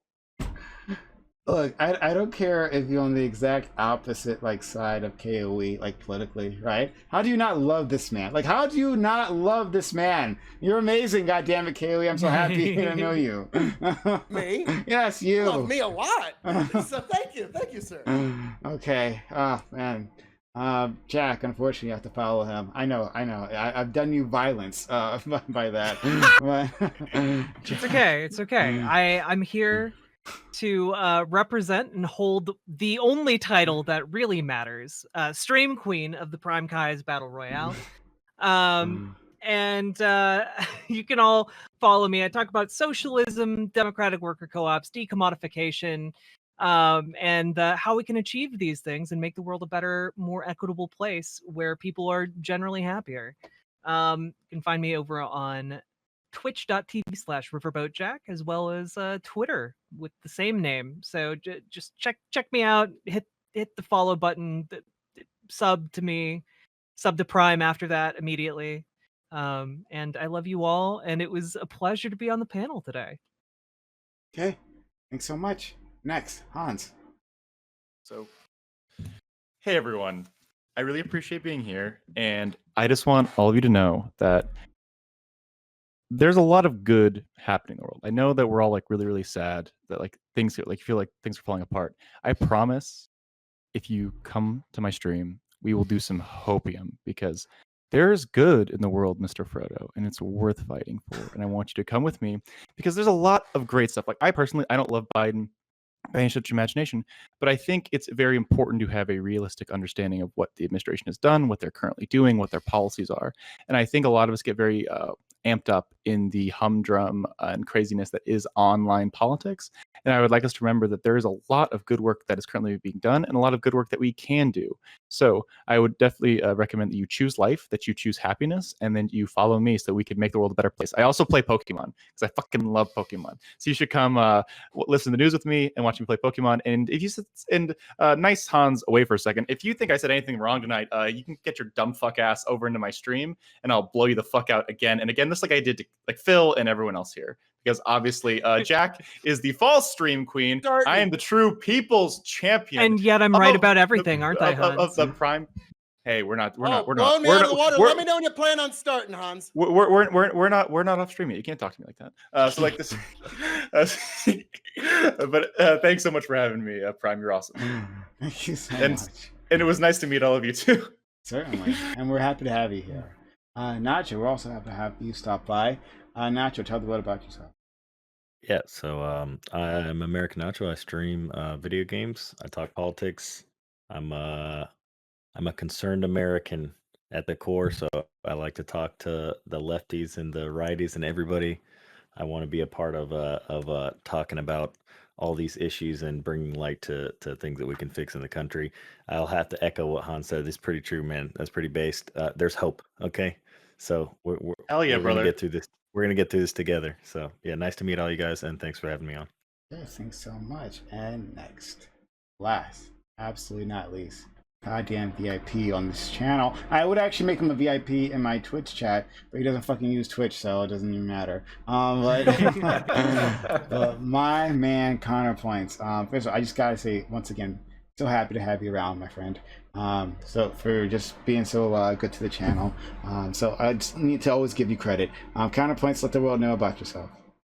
Yeah, very sincere pleasure. Whenever I can influence young people to launch fireworks out of and use my platform for good, I like to advocate for it. So my name is Connor. I run a YouTube channel named Counterpoints.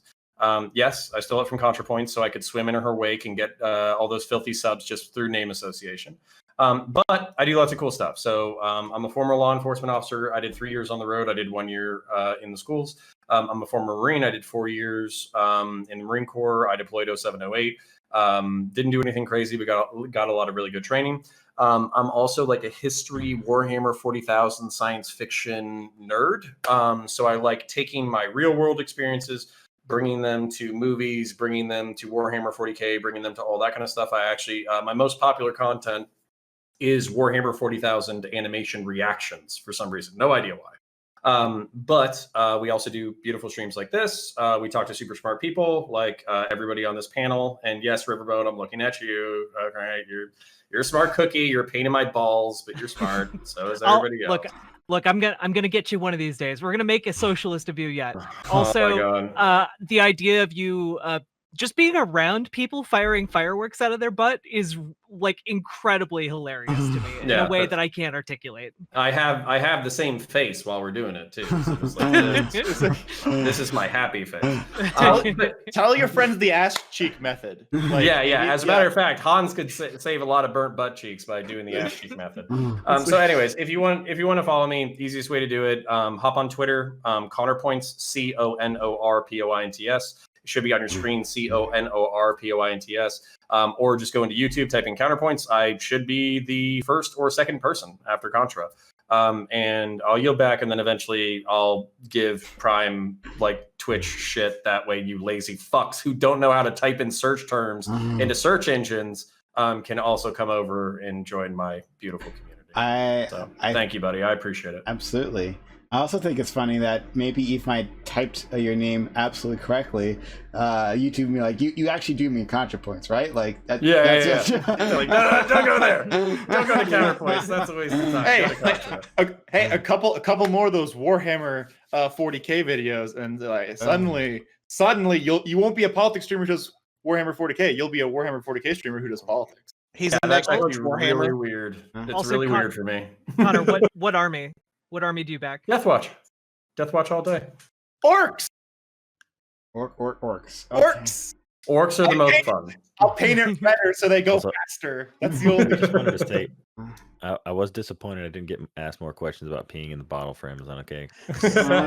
What was it like? That's a separate stream that also goes over the fireworks stuff. Like, did you go like tip to tip, or like was it like a shot? Like, oh man. Wait, do you put your balls in the jar? Why? You gotta go. Why and how? Who's got that tiny of balls or that big of a container? Mind your one business. at a time. If I guess you have like you're using like a thermos, then you could. But then again, why would you? I don't know. Why? You wouldn't need to. It's so that you can get the Stuff 'em all backsplash, in. so like you get kind of like a massage while you're going for it. We can tell who didn't I have don't brothers. I don't think What is dicks the work that way. conversation? I don't think you know. How I think that's they'll exactly tell the way. you. I think that's exactly how dicks work. And as a scientist, I'm offended that anyone's asking. Okay. I know I said I don't know anything about biology, but like I am clearly Wait, the only expert on this panel. So Wait, is that how they have to He pee in stored in the space? balls. They have Yeah, to put the balls into the yeah. into the pee Also, machine. when you have sex in space, you also put your balls in there. So it's like you just have to put your Right. balls and everything for microgravity to not kick Wait. in. Yeah. Wait, have that's people pretty had basic. sex in space? I hope so. I thought they Hey, did. Look, I mean, some we're people kind of do. wasting an opportunity if we have. Some it. people Damn it, say I think mile we've high. got- I'm more of like a 10-mile high. If you Prime, We- I think we know found they've your jacked next it. topic. Looks We like know they they have jacked it. it. That's the after panel. Have people had sex in space? Can we find out? Is there video? It'll be your it'll be your highest rated panel you've ever had, unfortunately. Oh man. Has and I'll sex come on happened as in like the space? Yeah, and I'll be like the whole expert explain person that you have physics on. to I'm us, ready. The physics of like getting leverage in space. We actually Look, you would have to have like people Velcro bungees or have- something. Like Some people have ejaculated in microgravity, so I'm pretty sure if you can do one, you can do the other. Let's go. Let's go. One small stroke for man. No. One great blast for mankind. Like my God. This is the quality This is content you come yes. for. This is the high-end content. The high Everyone, I'm smart. I promise. Please follow me. Okay. this is what you all stayed around for. Okay. There's some Yeah. smartness. Okay. I just want you to know that me bringing this up has brought extra viewers to my channel, so I'll just keep on doing this every once in a while. That's the meta right there. Okay. I picked up 2 follows. Too. Me too. Thanks so much everyone for stopping by and sharing your filth with my audience. We're gonna roll onto our open welcome panel. Anyone here is welcome to join us. But if not, thank you for spending your time, your energy, your knowledge, and your passion with my audience. I know they appreciate it just as much as I do. Have a good one, everyone. Bye. Catch you guys. Be Thanks, easy. man. Adios. Boy.